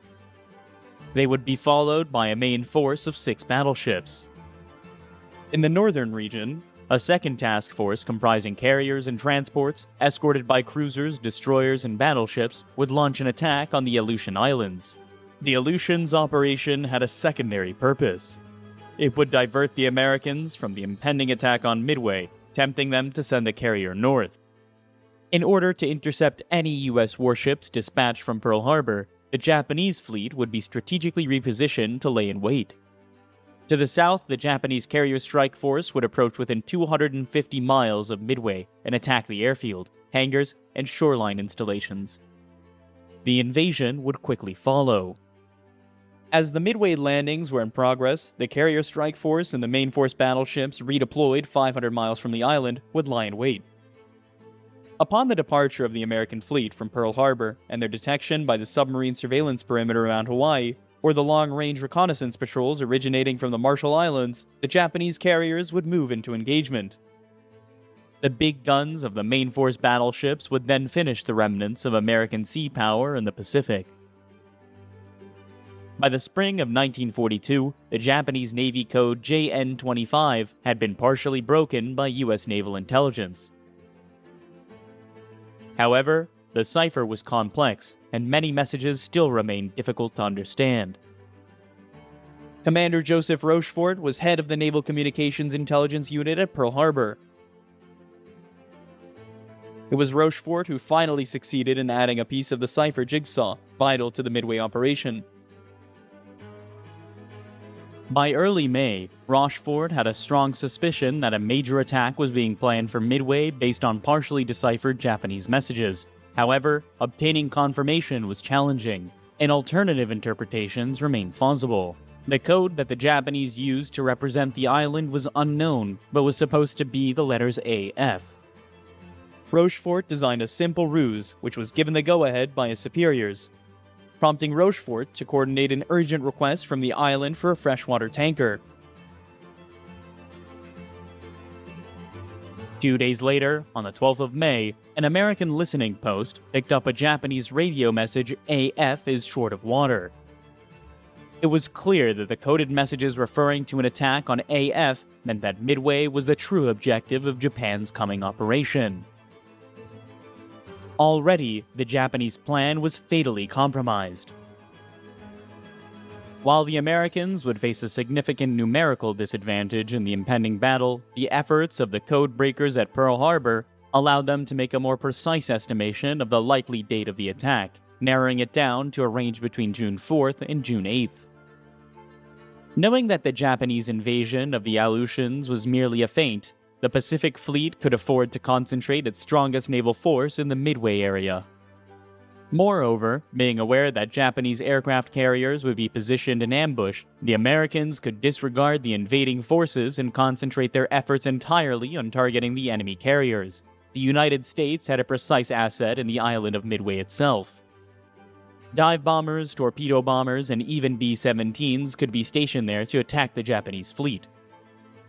As an unsinkable airbase, the island held immense value as a contingency landing strip for carrier-based aircraft that might be damaged or running low on fuel. In addition, Midway had 2 old but powerful radars, which could be used to help detect and track Japanese attacks. The United States naval strategy to counter the Japanese operation at Midway was meticulously crafted to leverage every advantage held by the Americans. The American defense of Midway would hinge on the ability of 2 carrier task forces to find and destroy the Japanese fleet. Task Force 16, based around the carriers Enterprise and Hornet, would be the first to sail from Pearl Harbor. Task Force 17, with the carrier Yorktown, would follow 2 days later. All three carriers would rendezvous at Point Luck, 325 miles northeast of Midway. As the Japanese carrier strike force approached the area, the problem of the Americans would be finding it. The radar systems on American carriers had a limited range of 150 miles. If the carrier's own reconnaissance patrols couldn't establish contact, the fleet would need to depend on long-range aircraft stationed on Midway Island. Midway's reconnaissance Catalinas would fly 700 miles out to sea in search of the Japanese. In the event that the enemy fleet was detected, the Catalina aircraft would shadow it until it entered the range of the Midway radar station. Midway radar would then keep the pursuing American carriers fully informed. An all-out attack of land and carrier-based aircraft could then be accurately vectored in to destroy the Japanese strike force. Admiral Isoroku Yamamoto, the architect of the strategy to defeat the United States Navy at Midway, assumed the role of Commander-in-Chief of the Japanese Combined Fleet in 1939. A dynamic and powerful personality, Yamamoto had little regard for the abilities of his superiors, and he was well aware that they were intimidated by his standing and his track record. Yamamoto's remarkable achievements as the orchestrator of the Pearl Harbor attack and subsequent Pacific triumphs granted him significant latitude in formulating and executing offensive strategies. Yamamoto's resolve to have his strategies adopted was so unwavering that he often resorted to threatening resignation if his plans were not embraced. In his youth, Yamamoto had studied at Harvard University and, as a graduate, had served in Washington as naval attaché. Knowing the United States intimately, Yamamoto greatly feared America's industrial might. Prior to the events at Pearl Harbor, he had made efforts to persuade his superiors about the potential risks Japan would confront in a protracted conflict with the United States. However, once he realized that Japan was committed to war, Yamamoto was determined to win it, his way. The destruction of the American fleet at Midway would buy Japan much-needed time. Yamamoto's aspirations centered on the concept of the Kasen Kantai, the pivotal and conclusive battle that would compel the Americans to engage in peace negotiations. He understood that a fleet engagement was a reckless gamble, but as an inveterate poker and shogi player, he was convinced that the only possibility of a victory lay in staking everything on just one card. Admiral Chester Nimitz, a gifted strategist and organizer, had been appointed Commander-in-Chief of the U.S. Pacific Fleet on the 31st of December 1941, immediately after the Japanese raid on Pearl Harbor. Nimitz held the belief that the tragedy at Pearl Harbor was not attributable to incompetence, and his subsequent policy of keeping all officers in their positions significantly boosted morale within the American Pacific Fleet. Nimitz's personable style of management plus a remarkable gift for trusting subordinates to do their jobs without interference would prove crucial in the battle ahead. Following the Pearl Harbor attack, it was Chester Nimitz who recognized that the era of the formidable battleship armed with big guns was coming to an end. He understood that the future striking power of America's Navy would be centered around the aircraft carrier. While under Nimitz's direction, America's carrier-building system was accelerated, for the moment, he would have to make do with what he had, just 4 aircraft carriers and their support ships. In spite of his slender resources, Nimitz would stick to the tactical doctrine he had always advocated. For aircraft carriers, attack is the best form of defense. To the Japanese Navy, the outcome of the forthcoming battle was never in doubt. So far, the war had yielded an unbroken string of successes, and the certainty of victory was shared by all ranks.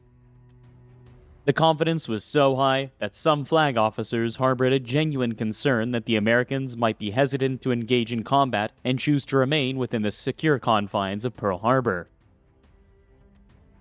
One advanced seaplane squadron even sent a signal to its headquarters, requesting that all future mail should be directed to Midway. The results of war games simulating the coming battle were also ignored. When a scenario of this nature led to the involvement of American bombers from Midway Island and the subsequent destruction of 2 Japanese carriers, the final outcome was deemed unacceptable and was overridden by the imperial authorities. For the massive undertaking that would expand the Japanese Empire and destroy the U.S. Navy in the Pacific, Japan could muster almost its entire combined fleet. All 9 of the fleet's battleships, along with 11 carriers, could take part in the coming operations. Of these, 4 carriers eventually participate in the Battle of Midway. Akagi, or Red Castle, was laid down as a battlecruiser in 1920.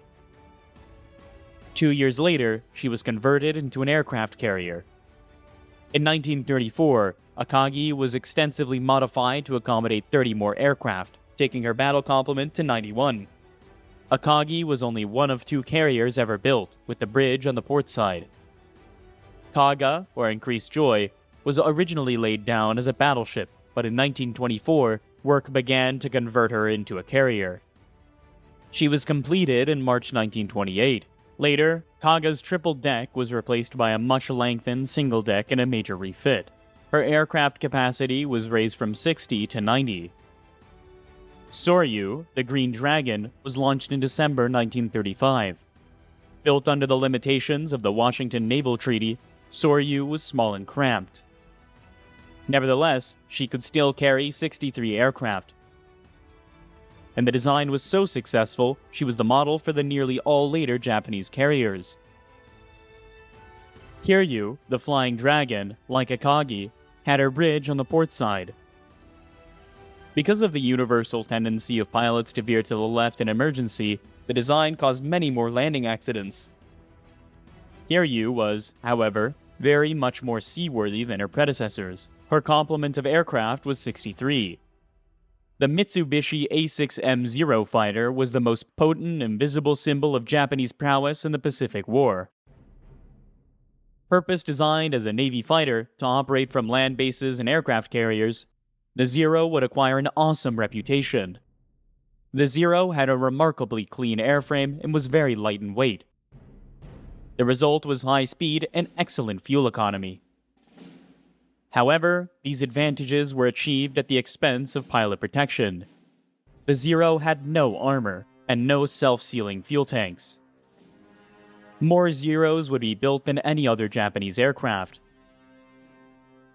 The Aichi D-3A Val 2-seater was the first all-metal monoplane dive bomber to enter Japanese naval service. In the hands of experts, the Val was a formidable weapon, realizing an 80% strike accuracy during the early Japanese conquests. The aircraft was constructed with such robustness and maneuverability that even with a fixed undercarriage, it could transform into a highly proficient fighter once it had released its bombs. Although the Nakajima B-5N Kate was slow and poorly protected, it was at the time of Midway the best aircraft of its type in the world. On its introduction in 1937, it had boasted many advanced features such as folding wings, a retractable undercarriage, and integral wing fuel tanks. Effective as a conventional bomber, as a torpedo bomber, the Kate was devastating. The aircraft was armed with the excellent Type 91 torpedo. The Type 91 could be released at a speed of 200 miles an hour and from an altitude of up to 300 meters, providing valuable protection against anti-aircraft fire. The naval pilots preparing for New Guinea and Midway operations were seasoned veterans of the attack on Pearl Harbor. They had gone to fly on combat missions in the Pacific and Indian Oceans. For Japanese pilots, the intervals between combat operations were entirely taken up by training. The motto was, train hard, fight easy. Japanese determination to achieve the highest standards in Navy flying had not come without a price. Pilot training was lengthy and expensive. Only 100 naval pilots graduated annually from the training schools, which proved insufficient to meet the continuous demands imposed on Japanese carrier forces since the war began. There had been no leave for Navy aircrew. The training of Japanese sailors and flight deck personnel was, if anything, even more arduous than that undergone by their pilot comrades. These men were conscripts, toughened by rigorous discipline and relentless battle training that ensured that a ship could be swiftly prepared for action stations, and a full strike force could be launched within 5 minutes. During the heat of battle, a flight could be rearmed, refueled, and airborne again within 1 hour. Although the combat readiness of Japanese sailors and airmen was unsurpassed, there was an underlying weakness in the Navy's preparation for the coming operations. Before Pearl Harbor, aircrew had been able to practice 4 bomb runs a day, and dive bombers had been expected to score 80% hit rates or better. There had also been extensive fleet maneuvers. Now, amidst the exacerbated fuel shortages that ignited the war, maneuvers and bombing practice faced even stricter limitations. At Midway, the consequences for the Imperial Navy would be nothing short of catastrophic. Soon after the attack on Pearl Harbor, it had become clear to senior American naval commanders that although the damage done was severe, it was far from the fatal blow the Japanese had intended. The Pacific Fleet's priceless aircraft carriers had escaped. The Japanese had been unsuccessful in their attempts to obliterate the ship repair yards, and they had overlooked the fuel depots at the bases, leaving substantial oil reserves untouched. In spite of Japanese efforts, Pearl Harbor still played host to a powerful American naval presence. Hawaii was the base for the United States' 3 Pacific Fleet carriers, plus 1/4 transferred from the Atlantic Fleet. Each carrier was supported by its screen of up to 2 heavy cruisers and 5 destroyers. Nearly 20 submarines protected the waters around Oahu and Midway Island. Due to Admiral Nimitz's conviction that the Japanese Navy's overwhelming superiority made it one-hit-run tactics feasible, the sluggish Pacific Fleet battleships were excluded from any role in the forthcoming operation. Those that had been repaired after the Pearl Harbor attack were sent to San Francisco to patrol the west coast of the United States. Everything would now depend on the speed and long-range hitting power of the American carriers. All 3 of the carriers that would take part in the Battle of Midway were the Yorktown class. Commissioned by October 1941, the ships were Yorktown, Hornet, and Enterprise. Although slightly slower than its Japanese equivalent, the Yorktown class was capable of carrying an extra 20 aircraft. Yorktown carriers were notable for their advanced damage control systems. In order to reduce the risk of firing during an impending enemy attack, aviation gas fuel lines could be filled with carbon dioxide. The carriers' decks were also specially designed for combat conditions. The flight deck was unarmored and constructed with 6-inch planks of teak, more easily repaired than metal and less likely to cause severe splinter wounds to crewmen. Unlike the Japanese carriers, the Yorktowns were all equipped with radar, which could detect aircraft flying up to 30,000 feet and at a range of over 100 miles. While the Lexington would not participate in the Battle of Midway, it would assume a crucial role in the earlier engagement, the Battle of the Coral Sea. Lexington had been laid down as a battlecruiser in 1921 and converted during construction. She emerged as America's first fleet carrier and one of the largest aircraft carriers in the world. Because Lexington was a very early design, her available deck and hangar space was not efficiently used, and her aircraft complement was a modest 63. Originally conceived as a biplane carrier fighter, the Grumman Wildcat was redesigned as a mid-wing monoplane during the planning stages. The aircraft entered U.S. Navy service in 1939 and was manufactured first by Grumman and later by General Motors. Powered by a Wright Cyclone 9-cylinder radial engine, the Wildcat was slower than its opposite number, the Zero. Nonetheless, its exceptional maneuverability, formidable 6-gun armament, effective armor, and robust construction meant that the Wildcats could frequently endure battle damage that would be catastrophic for any other fighter. Nearly 8,000 Wildcats would see service in World War II. From its introduction in June 1940, the Douglas Dauntless was one of the most important American combat aircraft of the war. In the first half of 1942, the Dauntless saw more action than any other type. The Dauntless was a dive bomber with heavy armor, a bulletproof windscreen, and self-sealing fuel tanks. It was powered by a 9-cylinder Wright Cyclone radial engine. Because of its great stability in flight, the aircraft was known affectionately to its pilots as the Barge. When it first entered service with the U.S. Navy, the Dauntless was the best carrier-based dive bomber in the world. The aircraft would take credit for sinking more Japanese shipping than any other Allied weapon, and during the Battle of Midway, it would be responsible for all Japanese ship losses. The three-man Douglas Devastator, America's first carrier monoplane, had entered service in 1937, and by 1942 was already obsolete. It was slow, lightly armed, and had a poor rate of climb. At Midway, Devastators would suffer appalling losses, and the battle would be the aircraft's last major action of the war. The Grumman TBF was initially conceived as a replacement for the Devastator, and despite its rapid design process, it would ultimately establish itself as the most successful torpedo bomber of World War II. The TBF was a robust and powerful three-seater aircraft. It was the first American naval warplane to mount a power-operated turret, and the only to carry its torpedo internally. The TBF entered service in early 1942, but only 6 were available for the Battle of Midway. All were stationed on Midway Island. It would be the TBF's first combat action, and in the memory of the men lost during the battle, the aircraft would afterwards be renamed the Avenger.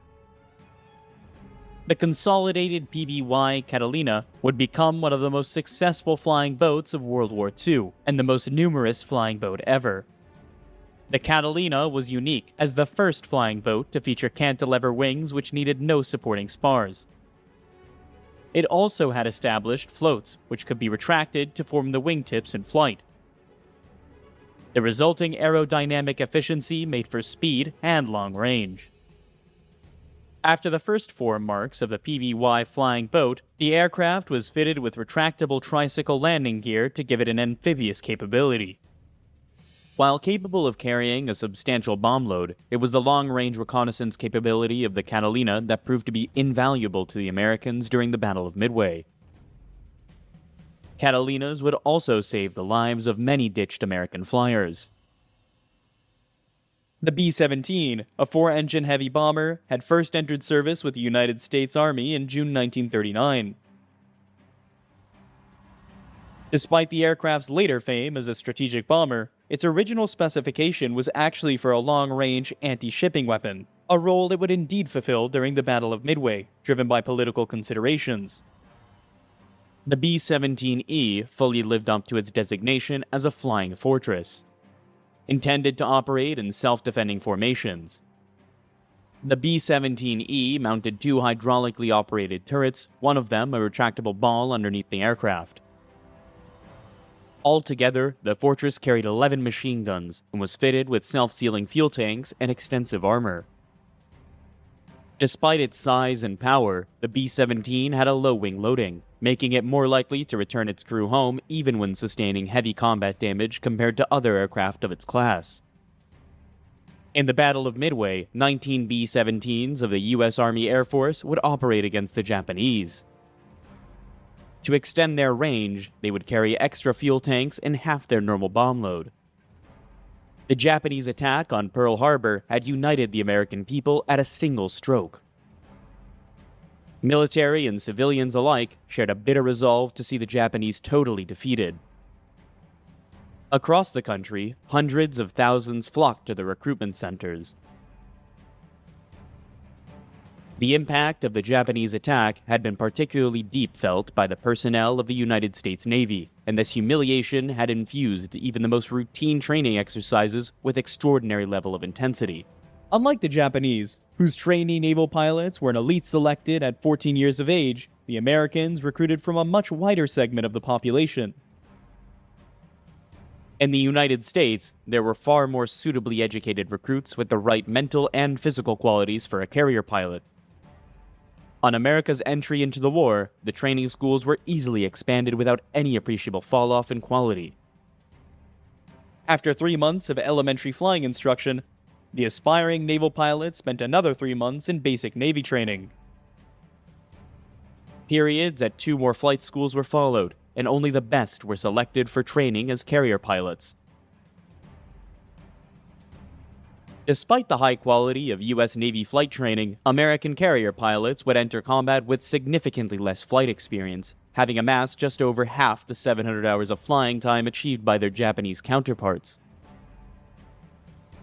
They had also, as yet, seen little combat. Some of them had participated in raids on the Gilbert and Marshall Islands, primarily organized for training and morale-boosting purposes rather than significant strategic objectives. These actions, however, were relatively minor and encountered minimal serious opposition. As for the flight deck crew, American performance was at least as effective as the Japanese. The men were just as capable of launching a wave of strike aircraft within 5 minutes. Where the Americans did have a real edge on the enemy was in damage control. Damage control parties were highly trained in their duties, and their ability to deal with fire, the greatest threat to any warship, was unsurpassed. During the Battle of Midway, the comparative damage control abilities of each side would emerge as a crucial determinant in shaping the battle's outcome. By late April 1942, preparations for the Japanese campaign were well underway. Naval facilities at the port of Rabaul had been greatly expanded, and thousands of troops had been assembled ready for the conquest of New Guinea and Tulagi. The troops' transports were ready to sail, along with the escorts of cruisers and destroyers. The Japanese anticipated little opposition on Tulagi, and once the island had been captured, the Port Moresby assault would follow. In both cases, the Japanese expected that surprise would be on their side. As the 3 Japanese aircraft carriers, which had gathered for their mission, readied themselves to carry out their jobs, one to escort the Port Moresby invasion force, and the other 2 to assume positions in the Coral Sea, the Americans acted decisively. A task force based around the carriers Yorktown and Lexington was sent racing to intercept the Japanese. On May the 1st, south of the Solomon Islands, the carriers rendezvoused with a powerful force of Australian cruisers. The stage was now set for the Battle of the Coral Sea, marking the initial engagement in an epic confrontation that would ultimately alter the course of the Pacific War. The capture of the island of Tulagi on May the 3rd, 1942 was, as the Japanese expected, simply a matter of dropping anchor and disembarking the troops. Tulagi's tiny garrison of Australians had already been evacuated. The first blow in Japan's great campaign of expansion had apparently gone strictly to plan. Unbeknownst to the Japanese, the American carrier Yorktown, with Admiral Fletcher aboard, had received intelligence regarding the deployments in Tulagi and was already underway, heading north. At 7 a.m. on the morning after the Tulagi landings, Yorktown struck. 40 of Fletcher's aircraft were launched against the Japanese fleet and the occupation force. In little over an hour, the American bombers and torpedo bombers had sunk or damaged the destroyer, 3 minesweepers, a number of landing craft, and several seaplanes. For the Japanese, it was the first unsettling evidence that American carriers lurked in the area. On already the second day of operations, events were already taking an ominous turn. By the following day, Yorktown and her escorts had already to rendezvous with Lexington. The 2 escort groups now merged to form a single screen around the carriers. They had joined forces only just in time. The Japanese carriers Chokaku and Zuikaku had entered the Coral Sea, and the 2 fleets were now just 70 miles apart. On the morning of May the 7th, the American carrier task force with Lexington and Yorktown was cruising on a northwesterly course. The Japanese carriers Shokaku and Zuikaku were sailing on parallel course. Each fleet was unaware of the other's presence. American scout planes sent to the northeast failed to find the Japanese carriers, but as soon as they heard, the Americans launched a strike force of 93 aircraft. In fact, the ships sided with the cruisers and destroyers of the New Guinea invasion force, but soon after, the Shoho was spotted only 25 miles away, and the attack was redirected. Shoho was hit by 13 bombs and 7 torpedoes. She sank within minutes. For the Imperial Navy, the loss of Shoho was deeply traumatic. So shocked were the Japanese commanders that the invasion of Port Moresby was immediately cancelled and the troop ships returned back to Rabaul. On the American side, there was jubilation. A pilot's radio report of the Shoho sinking, Scratch 1 flat top, would become one of the most famous signals of the Pacific War. After the sinking of the Shoho, Admiral Fletcher did not immediately launch another strike against the Japanese invasion fleet. To attack the carriers Shokaku and Zuikaku was his main objective, and in any case, the Japanese might themselves attack, and he would need his air defense at full strength. As the day advanced, a weather front closed in on the Japanese carriers. Nevertheless, the strike force commander, Admiral Tagaki, was determined to destroy the Americans before they could inflict yet more damage on the retreating Japanese invasion fleet. Choosing his best night flyers, Tagaki launched his attack in the late afternoon. The aircraft would have to return and land in darkness. The Japanese raiders, in spite of the poor weather, passed close to the American carrier group. The Americans, with the benefit of radar, easily detected the enemy formations and vectored their fighters to intercept. In a series of vicious dogfights, 10 Japanese aircraft were shot down. 11 more would crash after the mission, trying to land in darkness. For the Japanese, the raid was a fiasco. In the aftermath of this first carrier clash between the Imperial Navy and the U.S. Pacific Fleet, both sides considered attacking by night with their cruisers and destroyers. Both finally rejected the idea, fearing the absence of their protective screens. Instead, they withdrew, postponing the main action for another day. On the morning of May the 8th, the American and Japanese fleets were more than 100 miles apart. The Japanese had the benefit of low cloud cover, while the Americans were exposed under the clear blue skies. At 0600, both sides launched their reconnaissance aircraft, and within 2 hours, each fleet had discovered the other. On the American side, Yorktown and Lexington launched 70 bombers and torpedo bombers and 6 fighters. At almost the same time, Shokaku and Zuikaku launched 50 attack aircraft and 20 fighters.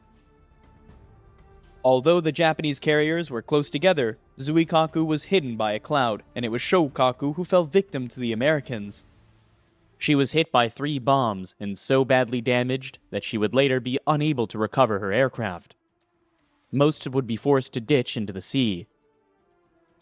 The American carriers, using their radar, detected the approaching Japanese raiders 70 miles away. 12 Wildcat fighters were scrambled, but only 3 reached a high enough altitude to attack, and no Japanese aircraft were destroyed. Yorktown was first to be hit. A single bomb found its target. The next victim was the larger and less maneuverable Lexington. 2 bombs struck her deck, inflicting minor damage. But far more seriously, 2 torpedoes impacted her port side. Even after the Japanese bombs and torpedoes had struck, Lexington continued to fight. But soon after the battle, she began to list to port. By pumping oil from one side of the carrier to the other, the crew managed to right the vessel, and she was soon capable of maintaining 24 knots. It looked as if Lexington might be able to reach home under her own steam. However, at 14:45, an explosion ripped through the carrier, and soon fires were raging out of control. The order was given to abandon ship, and after her crew had been taken off, a destroyer was detailed to sink the hell-blazing hulk with torpedoes. 38 aircraft were still on board. The destruction of Lexington meant that the Battle of the Coral Sea was a tactical victory for the Japanese. The light carrier Shoho had been exchanged for the far more formidable Lexington. However, the Imperial Navy had been far more badly damaged than it seemed. The carrier Shokaku was out of action, and Zuikaku's aircrew had been slaughtered. As a result, neither carrier would be able to participate in the decisive battle soon to be fought at Midway.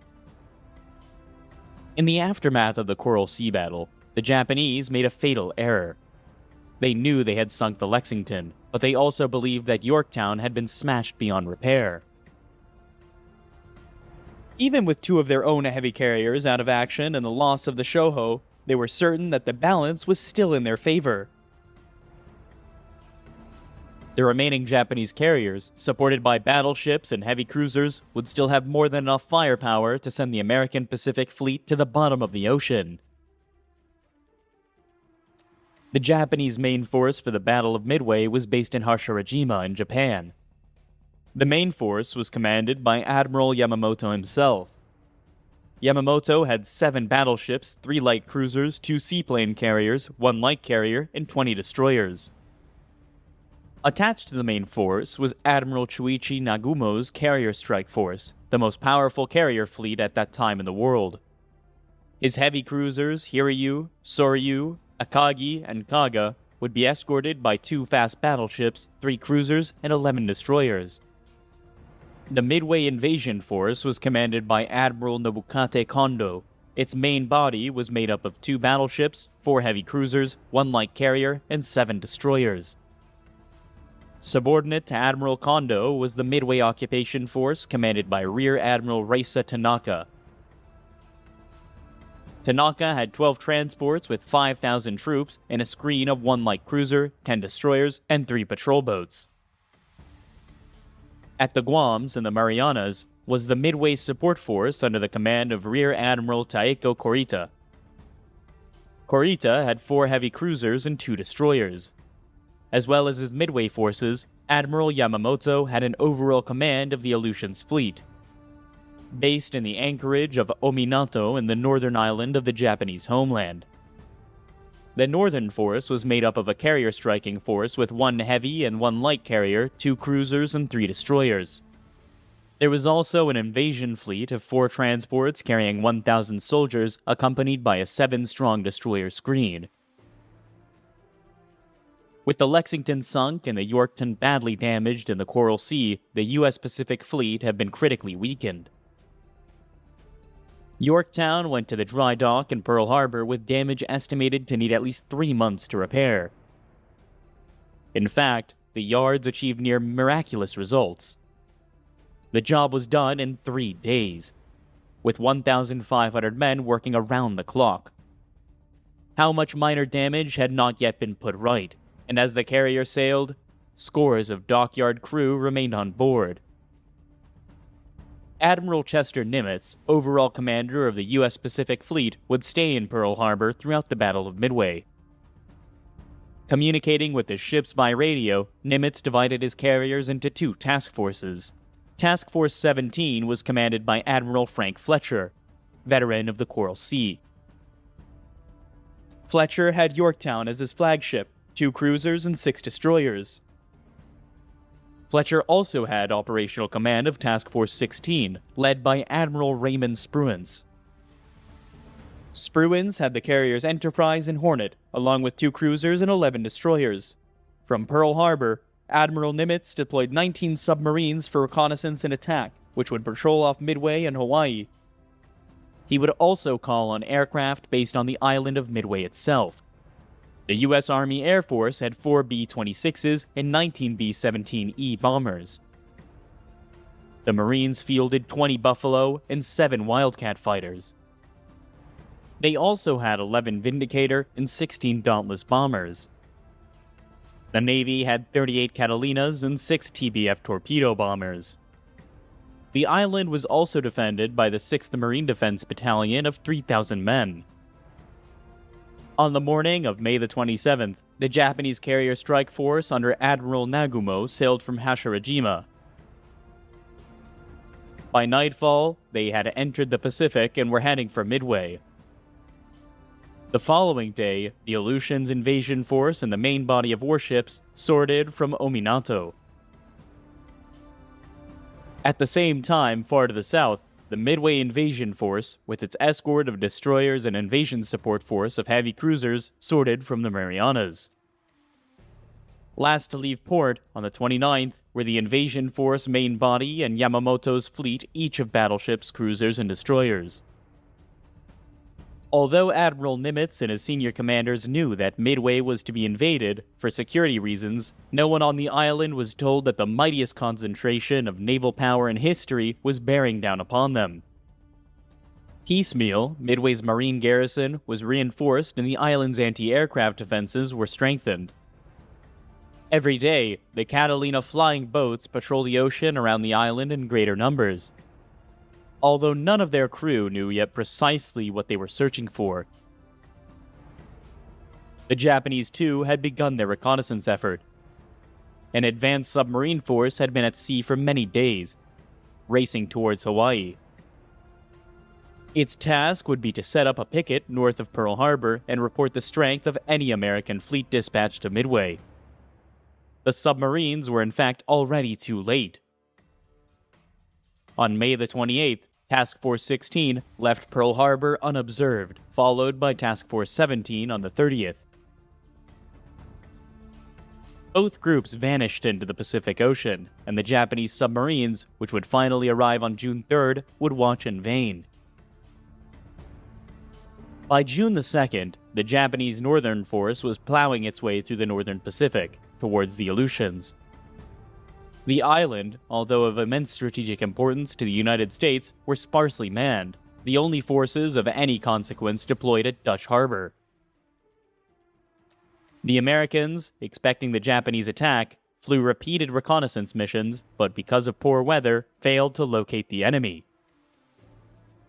The Japanese at first feared little better, but a second strike group did succeed in bombing Dutch Harbor. Over the following days, troops from the Special Naval Landing Force occupied Kiska and Attu. Although the Aleutians operation was in tactical terms a complete success, and the Japanese occupation of the islands would be a thorn in the American side for some time to come, the primary objective of the invasion had failed. The Americans, instead of dispatching strong naval forces north away from Midway, ignored the diversion. A key element in the Japanese plan failed completely. While the Japanese Northern Force was launching its attack on the Aleutians, hundreds of miles to the south, Nagumo's carrier strike force was fast approaching Midway. 200 miles behind Will Yamamoto's main force battleships and steaming from the southwest, the Midway invasion fleet. With no cloud cover, the invasion flotilla was desperately exposed, and by now, Midway's Catalinas were sweeping a huge arc of ocean, up to 700 miles, covering all the likely approaches to the island. It was on June 3rd, at 0900 hours, that a Catalina made the first sighting of Japanese ships off Midway. The pilot reported 2 cargo vessels. 21 minutes later, another Catalina, flown by Ensign Jack Reed, and just beyond the extreme limit of its allotted search, spotted a large formation of ships. The message dispatched to Midway read, "Sighted main body," and a few minutes later gave its bearing and range. Although the distance, 700 miles, was within the capabilities of Midway's B-17 bombers, which already had their extra fuel tanks fitted and were armed and waiting, Midway's commanders were unwilling to commit their forces without more information. It would be another 2 hours of steadily mounting tension before a radio message confirmed the sighting of a large body of Japanese warships. Meanwhile, reports of the sighting were passed on to the American carriers. The 2 American carrier task forces were waiting 325 miles to the northeast of Midway. The Catalina's report placed the Japanese main body to the southwest. However, Nimitz was confident of his intelligence sources and certain that the ships were only the Japanese invasion force. Nimitz signaled his commanders, "The carrier strike force will hit from the northwest, tomorrow." Fletcher ordered the Enterprise and Hornet to change course, and both task forces headed south to lie in wait. With the sighting of the Japanese invasion fleet confirmed, Midway's B-17s were finally given the order to attack. At 12:25 hours, 9 bombers lumbered down the island's runway to launch the first attack of the Battle of Midway. It would take over 4 hours for the B-17s to reach the enemy fleet and begin their high-level runs. Because of their extra fuel tanks, the fortresses were carrying only 36 500-pound bombs between them. None struck home.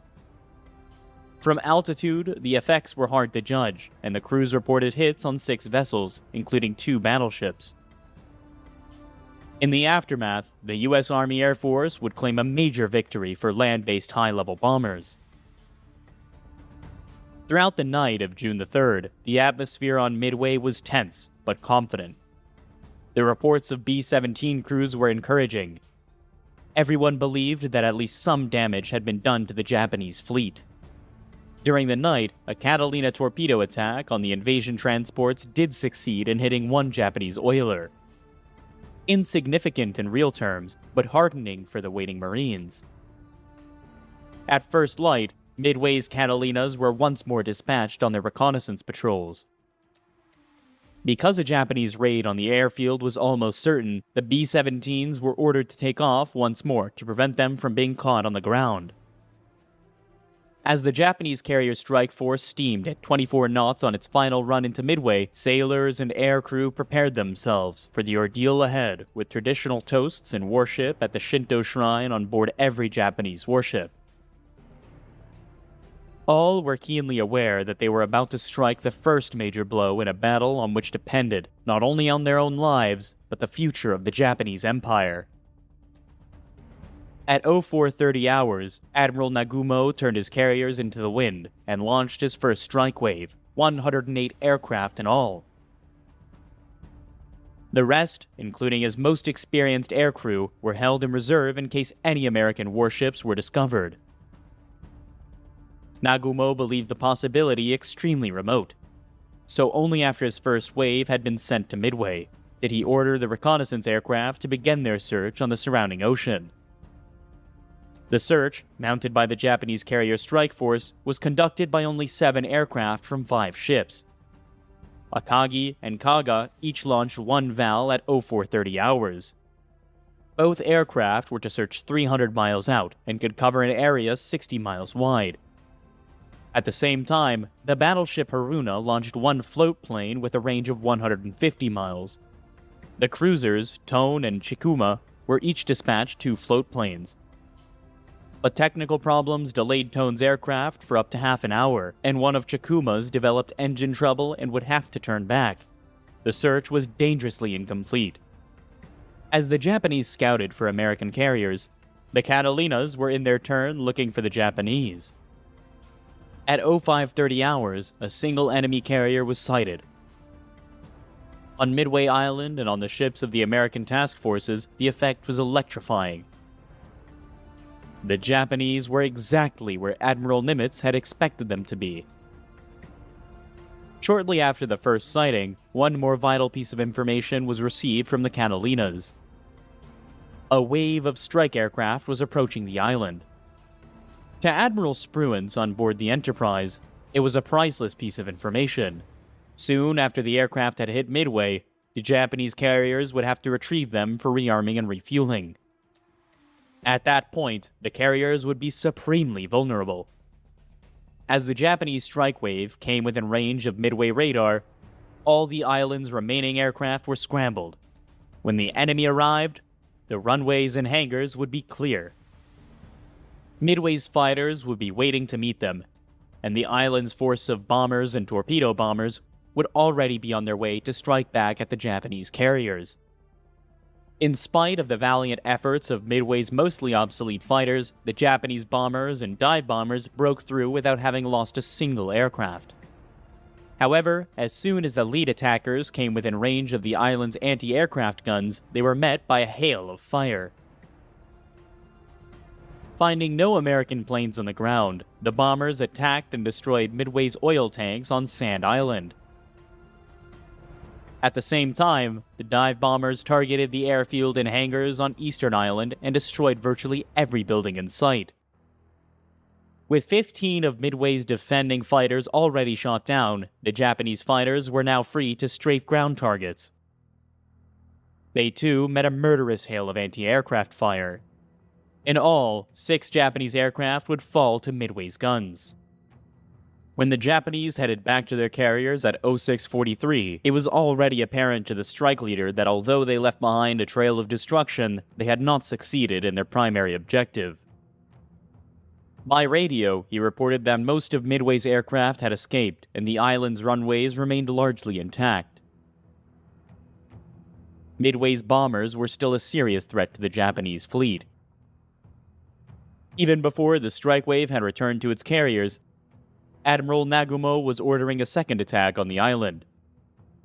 Only moments later, there was a dramatic confirmation of the threat Midway's aircraft posed to Nagumo's carriers. 6 American TBF torpedo bombers and 4 B-26 medium bombers suddenly bore down on the Japanese carrier fleet. The screening destroyers and cruisers put up a storm of anti-aircraft fire. At the same time, 10 Zero fighters of Akagi's Combat Air Patrol swooped in to attack. The TBFs did succeed in launching at Akagi, but violent maneuvering saved the Japanese carrier. Savaged by the Zeros and by furious anti-aircraft fire, only 1 TBF and 2 B-26s survived the raid. At almost the same time as the Japanese fleet was beating off the first wave of attackers from Midway, the American task forces were preparing to launch their own strike waves.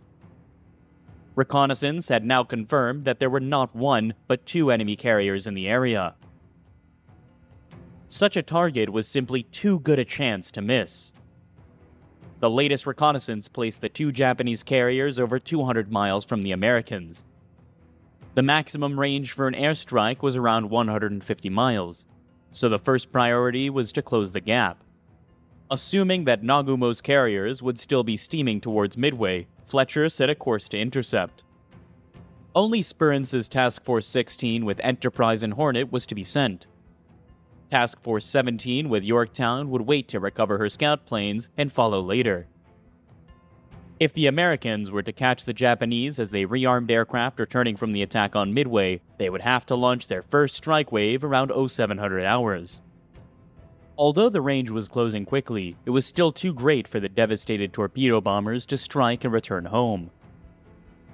They would be sent regardless. Those that survived the raid would have to ditch in the sea. Altogether, Hornet and Enterprise launched 29 Devastator torpedo bombers and 72 Dauntless dive bombers. For fighter, they were covered by 20 Wildcats.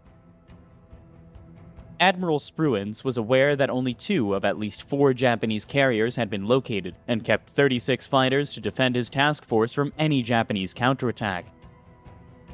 As the strike groups from the Hornet and Enterprise set course for the enemy fleet, Yorktown, her scout planes now recovered, raced to catch up with Task Force 16. At 0838, Admiral Fletcher launched his strike aircraft. Within half an hour, the total number of American aircraft heading for the Japanese fleet had reached 156. Even now, the Japanese were still unaware that they had been found and targeted by enemy carriers. Nagumo's men were toiling to prepare their aircraft for the second raid on Midway, and the Admiral was confident his fleet was secure. His scout planes had been out almost 2 hours and had reported no sign of an American task force. In fact, Japanese reconnaissance had been a disastrous failure. By now, Task Force 16, streaming towards Nagumo's fleet, was well inside the search area of the Japanese scout planes. However, Chikuma's float plane had flown right past the Americans and had failed to spot them, because Tone's scout could not search the same area until the return leg of its flight, and had been delayed by half an hour to begin with. The error was not detected for a considerable time. When it was 0725, the pilot's report mentioned only enemy surface ships. As a result, Nagumo now believed there was no immediate threat from the American carriers. At 0748, as the Japanese were just about to launch the second Midway strike, they themselves suddenly came under attack. It was another raid from Midway Island. First came 16 Dauntless dive bombers, whose inexperienced pilots approached in a shallow glide. The Zeros of Nagumo's Combat Air Patrol destroyed half their number before they even reached the carriers. Next came Midway's B-17s, dropping their bombs from 20,000 feet. Not a single Japanese vessel was hit. Midway's Marine Vindicators were equally unsuccessful. As the American raiders headed home and Nagumo once more turned into the wind to launch his second wave against Midway, dramatic news was reported by a scout plane. The pilot had spotted a carrier. For Nagumo, the revelation could not have come at a worse moment. While the Japanese second wave was preparing to launch, Nagumo's first wave just returned from Midway was cycling, waiting to land, also waiting to refuel and rearmed with the fleet's Zero fighters, which had been in action protecting the carriers. If Nagumo were to launch his second wave against the reported enemy carrier, they would have to go without fighter cover. Nagumo decided to wait. He would return his second wave below decks, recovering his circling aircraft for refueling, then launch a full-scale attack on the American fleet. At 0917, with all their aircraft recovered, the Japanese carriers, up to now heading towards Midway, turned east-northeast to close with the American force. Nagumo's strike force would be ready to launch at 10:30 hours. As the Japanese surged ahead at 30 knots, the decks of Nagumo's carriers were chaotic. Flight crews struggled frantically to refuel and rearm their aircraft. Bombs and torpedoes lay everywhere, and there was no time to follow safety procedures. And unknown to the Japanese, who had no radar, the first American torpedo bombers were only 3 minutes away. The American air group from Task Force 16 that followed a course based on the assumption that the Japanese fleet had carried on sailing towards Midway. Instead, Nagumo had changed course. As a result, most of the dive bombers and fighters from Hornet, 45 aircraft in all, failed to find the enemy. A second group of Hornet's aircraft had also at first missed Nagumo's fleet, but had then turned north and within minutes had found the Japanese carriers. The first target for Hornet's torpedo bombers was Akagi. As the squadron swept in at low level, the Zeros pounced. The few Americans that survived were torn apart by the fleet's anti-aircraft fire. Not one torpedo bomber and only one pilot survived. Within minutes of the first raid, torpedo bombers from Enterprise and Yorktown began their attack. Once again, the American pilots were slaughtered and no enemy ships were hit. Only 6 raiders survived. With the torpedo attacks beaten off and his fleet still fully unscathed, Nagumo was at last ready to send his waiting strike aircraft against the American carriers. Just as the launch signal was about to be given, American dive bombers, which had been lurking high in the clouds, pounced on the carriers. The first victim was Kaga. The time was around 10:20 hours. The first bomb to strike Kaga landed on the rear of her flight deck, squarely amongst aircraft, armed and waiting to take off. 2 more hit near her forward elevator. Another exploded in the hangar below, igniting fuel and detonating bombs. Kaga was left a raging inferno within minutes, and almost everyone on her bridge was killed. As Kaga burned, Akagi was launching its first Zero fighter for the attack that was supposed to smash the American fleet. At that moment, 3 Dauntless dive bombers struck. The first hit on Akagi landed near her midships lift and exploded in the hangar. The next fell amongst the parked aircraft on her deck. Fuel and bombs ignited immediately, killing the elite of the Japanese air fleet in their cockpits. Within minutes, the fire had spread forward, and Admiral Nagumo's flagship was doomed. The next victim of the American dive bombers was Soryu. Just after 10:25, 3 bombs smashed into the carrier's flight deck. The first bomb fell between Soryu's second and third lifts. The next landed in front of the forward lift and penetrated to the hangar, detonating bombs, torpedoes, and fuel. The third struck on the rear deck, completely destroying a waiting strike wave. In the space of 5 minutes, the mightiest carrier fleet in existence had been shattered. Admiral Nagumo, his flagship blazing, was forced to transfer his flag to a cruiser. Of his once magnificent carrier force, only Hiryţ was left, and immediately the order was given to launch her strike aircraft. There was still some hope, but even now, a devastating blow could be visited on the American enemy. The first wave of Hiryu's strike force was made up of 18 Val dive bombers and 6 Zero fighters. The target was Task Force 17 and the carrier Yorktown. Shortly before noon, the Vals were detected by Yorktown's radar. Already, 12 Wildcat fighters were in the air covering the carrier, and another 15 were on the deck refueling.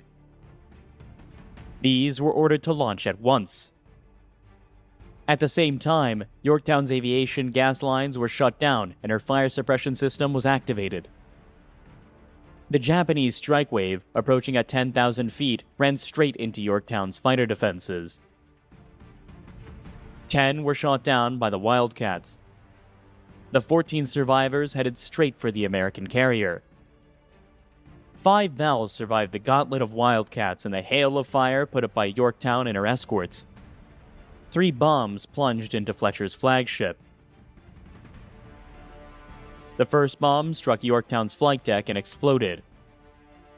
The second penetrated and burst below the funnel, damaging all but one of the ship's boilers and destroying her radar room. The third bomb crashed through Yorktown's #1 elevator and deep into her hangar.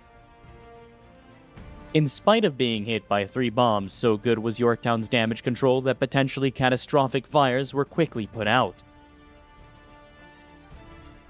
No fuel or magazines exploded, and amazingly, Yorktown was streaming at 20 knots and able to recover and relaunch her fighters within 1 hour and 40 minutes of the attack. By now, the surviving Japanese carrier Hiryţ had launched her second wave. A scratch force of 10 Kate torpedo bombers and 6 Zero fighters. Once again, American Wildcats savaged the raiders, but 9 torpedo bombers survived and swept into the attack. Because Yorktown was no longer belching smoke, she was mistaken for one of the unscathed sister ships. Although 5 more Kates were destroyed by anti-aircraft fire, 4 launched their torpedoes. Yorktown was hit twice on the port side, and one of the raiders deliberately crashed onto her deck. Within seconds of the strike, Yorktown was racked by explosions and began to list to port. At 1500 hours, the order was given to abandon ship. As the first of Yorktown's crew were being taken off by her attendant destroyers, aboard Enterprise, Admiral Spruance received news from a scout aircraft that Hiryţ had been spotted. The Japanese carrier was 100 miles northwest of the dying Yorktown. At 1530 hours, Enterprise launched 24 Dauntless dive bombers and Hornet another 16. Meanwhile, Hiryţ was recovering and refueling her last remaining aircraft for a third strike against the American carriers. At 17:05, the Dauntless, undetected by Hiryu's combat air patrol, screamed down out of the sun. Hiryţ maneuvered violently, but 4 bombs found their target. The first 2 bombs to hit blew Hiryu's #1 lift clean off, and left the whole forward deck a massive flame. The other 2 penetrated to the hangar, where bombs and fuel exploded violently. The waiting aircraft at the rear of the flight deck blew up, killing almost all their pilots. Admiral Nagumo's last carrier was finished, and with her, Japanese domination of the skies over the Pacific. When Admiral Yamamoto learned of the catastrophe that had befallen his fleet, he did not at once abandon all hope. Perhaps with the awesome firepower of his battleships and cruisers, he could yet destroy the Americans in a night battle. Yamamoto was clutching at straws. That evening, American carriers sailed eastward, and Yamamoto could no longer force a battle before daylight exposed his ships to air attack. At 02:55, on the morning of June the 5th, Admiral Yamamoto ordered a general withdrawal. On the morning of June the 6th, strike waves from the Enterprise and Hornet added to the American tally of 4 Japanese carriers by sinking 1 cruiser and damaging another. With them, the number of Japanese dead rose to 3,500 men. On the American side, the cost of victory was the carrier Yorktown, finally sunk by torpedoes from a prowling Japanese submarine, and the destroyer Hammond that had been lying alongside. In all, 307 aircrew, sailors, and Marines had died. For the United States, the Battle of Midway would prove the turning point in the fight against Japan. Unable to replace her losses in carriers and aircrew, the Japanese Empire would never again be capable of taking the initiative. Japan had not only suffered the greatest defeat in her history, but had, in a single day, lost the Pacific War.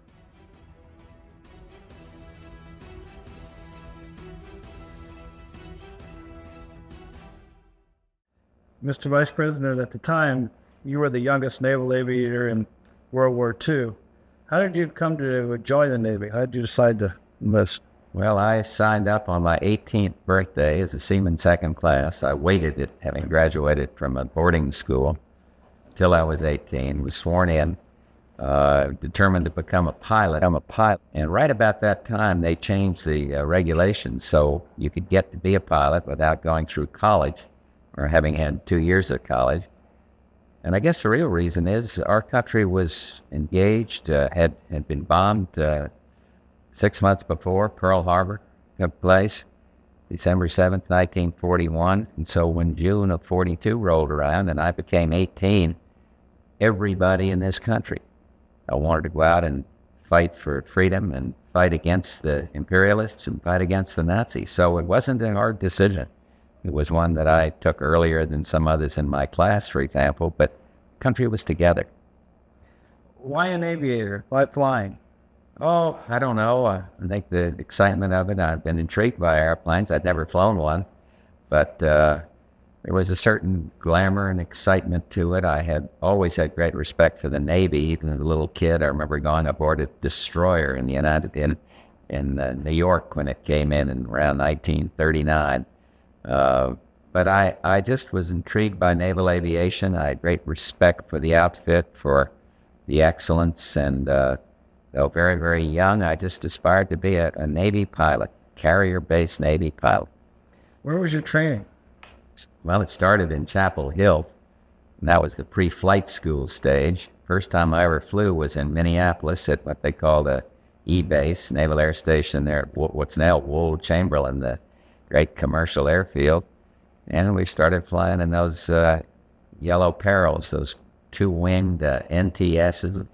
And I flew there, coldest weather you can imagine. Never landed, I don't think, without some snow and ice on the ground until I got to Florida, where I went to advanced training, Texas, to Corpus Christi and some outlying air bases from Corpus. And I got my wings at Corpus, so that was the training scenario.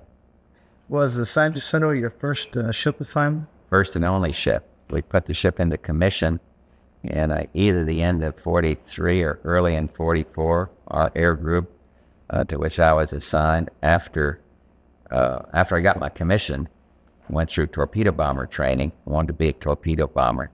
And then we did other training, and then our group, BT-51, was assigned to the San Jacinto when we put her in commission. I took her on a shakedown cruise down to Trinidad, did some anti-submarine work there, then on around through the Panama Canal and out into the Pacific in early 44. Is there any way to describe your missions or the kind of day-to-day life of the pilot? It's hard to describe the day-to-day missions. A lot of it was boredom. I was going over some letters that I'd sent home just the other day, and we did a lot of what they called ASP, anti-submarine patrol. We'd go out in front of the fleet, each pilot assigned a certain sector, each pilot, torpedo bomber pilot, having some fighter cover, and we'd go out and search visually for for submarines or for hostile military action of any kind on the part of the Japanese. And some of it was boring. The actual combat missions, most of which were what we call glide bombing. Push a plane over in about a 35-degree angle, I guess, and we had 400 or 500-pound bombs, and most of the combat missions, of actual bomb-dropping missions, were on of that nature. Was that the kind of mission you were on the day you were shot down? I would say my target was a radio station on Chichijima, near the island of Hahajima. I'm sure everybody's heard of that, and also Iwo Jima, which everyone has heard of. And my mission was to take out a radio station. We went up to about 10,000, 12,000 feet, came in that high, and then pushed over with wingmen and various groups following down and preceding us. And the air was full of this very, very black and ominous puffs that seemed almost surrealistic. I'd been shot at before, but never anything quite this intense. And I'll never forget it. You couldn't hear it, but you could almost feel puffs of black smoke around you, anti-aircraft coming up from the ground. What about when you went down in the water? What was that sensation like? That was a few minutes later. And I was hit about halfway down a run, and the plane was on fire. Cockpit filled up with smoke. I had 2 men in the back of the plane, and I continued the bombing run just to release my bombs over the target. This was all split-second stuff. We were going not fast by today's standards, but red line by old standards, and released the bombs, pulled out to sea, and then I saw that my airplane was simply not flyable. The wings on a torpedo bomber fold, and the gas tanks are on either side of the wings, and there was fire right along where the fold of the wings were, which made me think that any minute the wing tanks would blow. I couldn't hardly see the instruments because the smoke filled the compartment so high, and I did some emergency procedures so the people in the back of the plane could get out, one of whom did, and regrettably one of whom didn't. The one who did was killed incidentally on the way down, and made the radio calls to our skipper, and then I bailed out myself. Hit my head on the tail of the airplane for pulling my own ripcord too early, and landed in the Pacific, fairly close to the Japanese-held island, and broke the record for the 100-yard swimming dash to find my life raft and paddle out to sea. Today, 40-some years later, it doesn't seem like it all happened, and yet in a sense, it's been a very, very internal and important part of my life. Saddest part, of course, being the loss of 2 crewmen that were depending on me for their lives. When you were in the water, what was the hope that went through your mind, or did you look for ships or something? Well, I knew that night Halsey's 5th Fleet was going to Mitscher's 5th Fleet was going to turn into Halsey's 3rd Fleet. We had been briefed on the fact that this was the last day our carrier was going to be in the northern Pacific waters, and that we were then to set sail for a general area of the Philippines. And so I knew that somebody better pick me up that day, or I would be picked up by the Japanese. And indeed, they did send a boat out, which was strafed. But I had hoped that I would be picked up because they had rescue submarines stationed as often as possible when we made raids like this.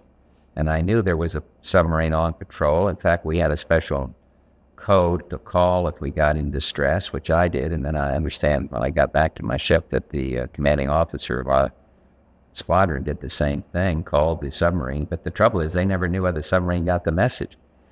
So I must say I was apprehensive. I didn't know what was going to happen for a couple hours, and then out of the sea came a periscope and then a submarine, and thank God it turned out to be ours. Had you ever been on a submarine before?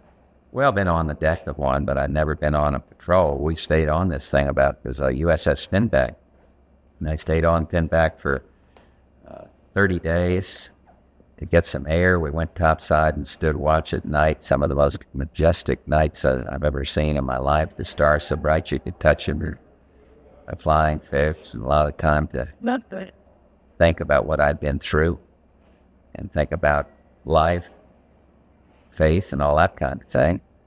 And we got depth charged. Our commanding officer of that submarine was awarded the Silver Star for the amount of Japanese tonnage sunk while I was right in that submarine.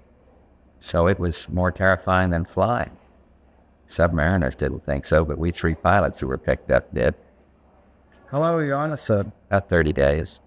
30 days. And they didn't have any extra beds, so one guy would climb out of a bed and I'd climb in. A little dank in there, I might add, too. That air conditioning wasn't too good, and you could take a shower once a week. And even then, some guy'd be standing there with a stopwatch saying you didn't use up more than 20 seconds worth of water.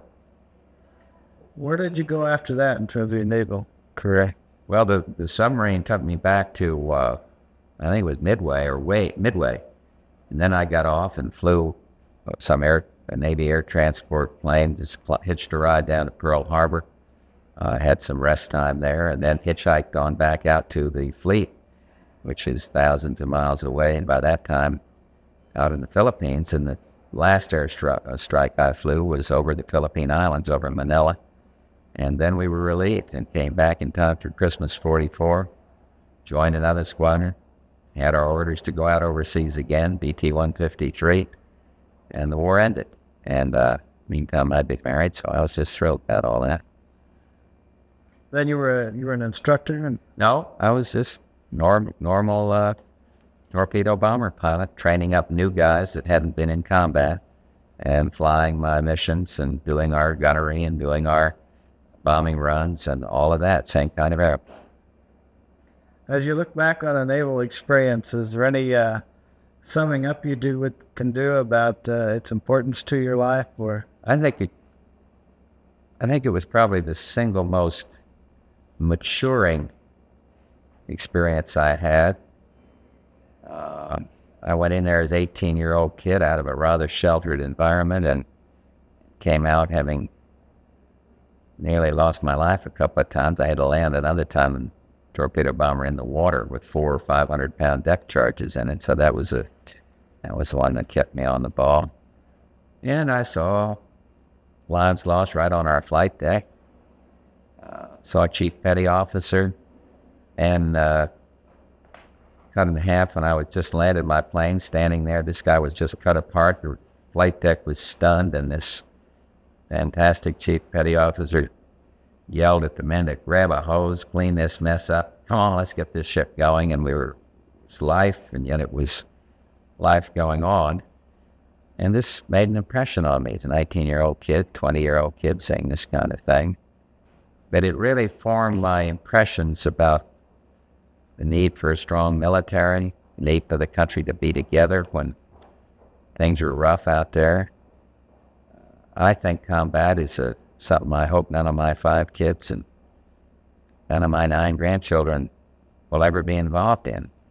But it gave my life a dimension that I wouldn't have gotten otherwise, and it gave me a great respect for the armed services of the United States. It gave me a great respect for those who risk their lives now, even though maybe not in a combat situation. But I think of the recent raids on Libya, superb performance by the Air Force, the Navy.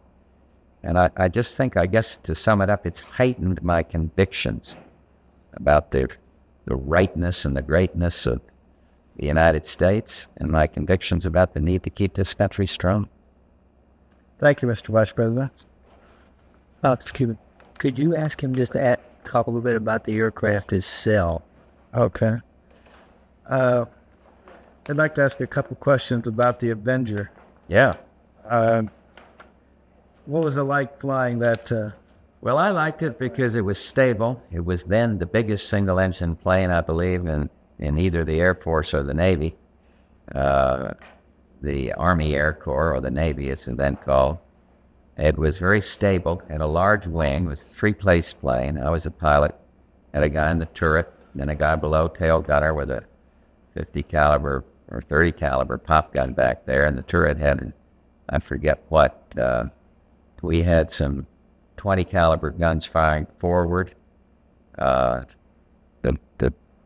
triggered from the stick. But the beautiful thing about the airplane was its stability for landing on a tossing deck. The CVL, fast carrier, but was a cruiser hull, very narrow, and I think she tossed more than the big CVs. So the thing that was reassuring, you could slow that airplane down and not worry as much about spinning in like you would from a Corsair or an F6F or something of that nature. And it was stable, it was dependable. You could take a hit and the plane could still fly. I remember landing it in the water, my plane having been disabled from engine troubles. Our ship couldn't take me on board, so I had to land in the water. I had 2 men on the plane, 400 or 500 pound depth charges, and a little bit of sea, not much, but I never got wet. Put the tail down, landed tail first, hull came in, climbed out on the wing, crewman climbed out through the turret, pulled out the life raft, and they didn't get wet. And the plane stayed there, floated for a while, and then gradually sank to the depths of the Pacific, but stability, dependability. Thing could fly when a lot of airplanes were down. Because there was no ejection seat, so when you went out, you just had to climb over the edge. If you went out, you hopefully did it better than I did. You're supposed to dive out onto the wing, and the TBF had a bar across the top of it, so hoisted yourself out by this bar, and then dove out. I was supposed to put the plane in a right-hand turn, so men could get out of a door in the back, which I did, made a 360. Then I put it in a turn so I could get out, and but I pulled the ripcord too early, and my head struck the tail of the plane, so much so that I thought I'd really been wounded. Got down. In fact, one of the pilots, Doug West, who was flying a fighter, flying a torpedo bomber, saw me and dropped some medical supplies because he thought I'd been really hurt. It was really like a strawberry in baseball on your side when you slide. It just took the whole side of my skin off, but no damage at all. And I'm not too proud of that part of my exit from the airplane. It wasn't too easy a plane to get out. You couldn't dump it upside down because you had a bar on top of your head.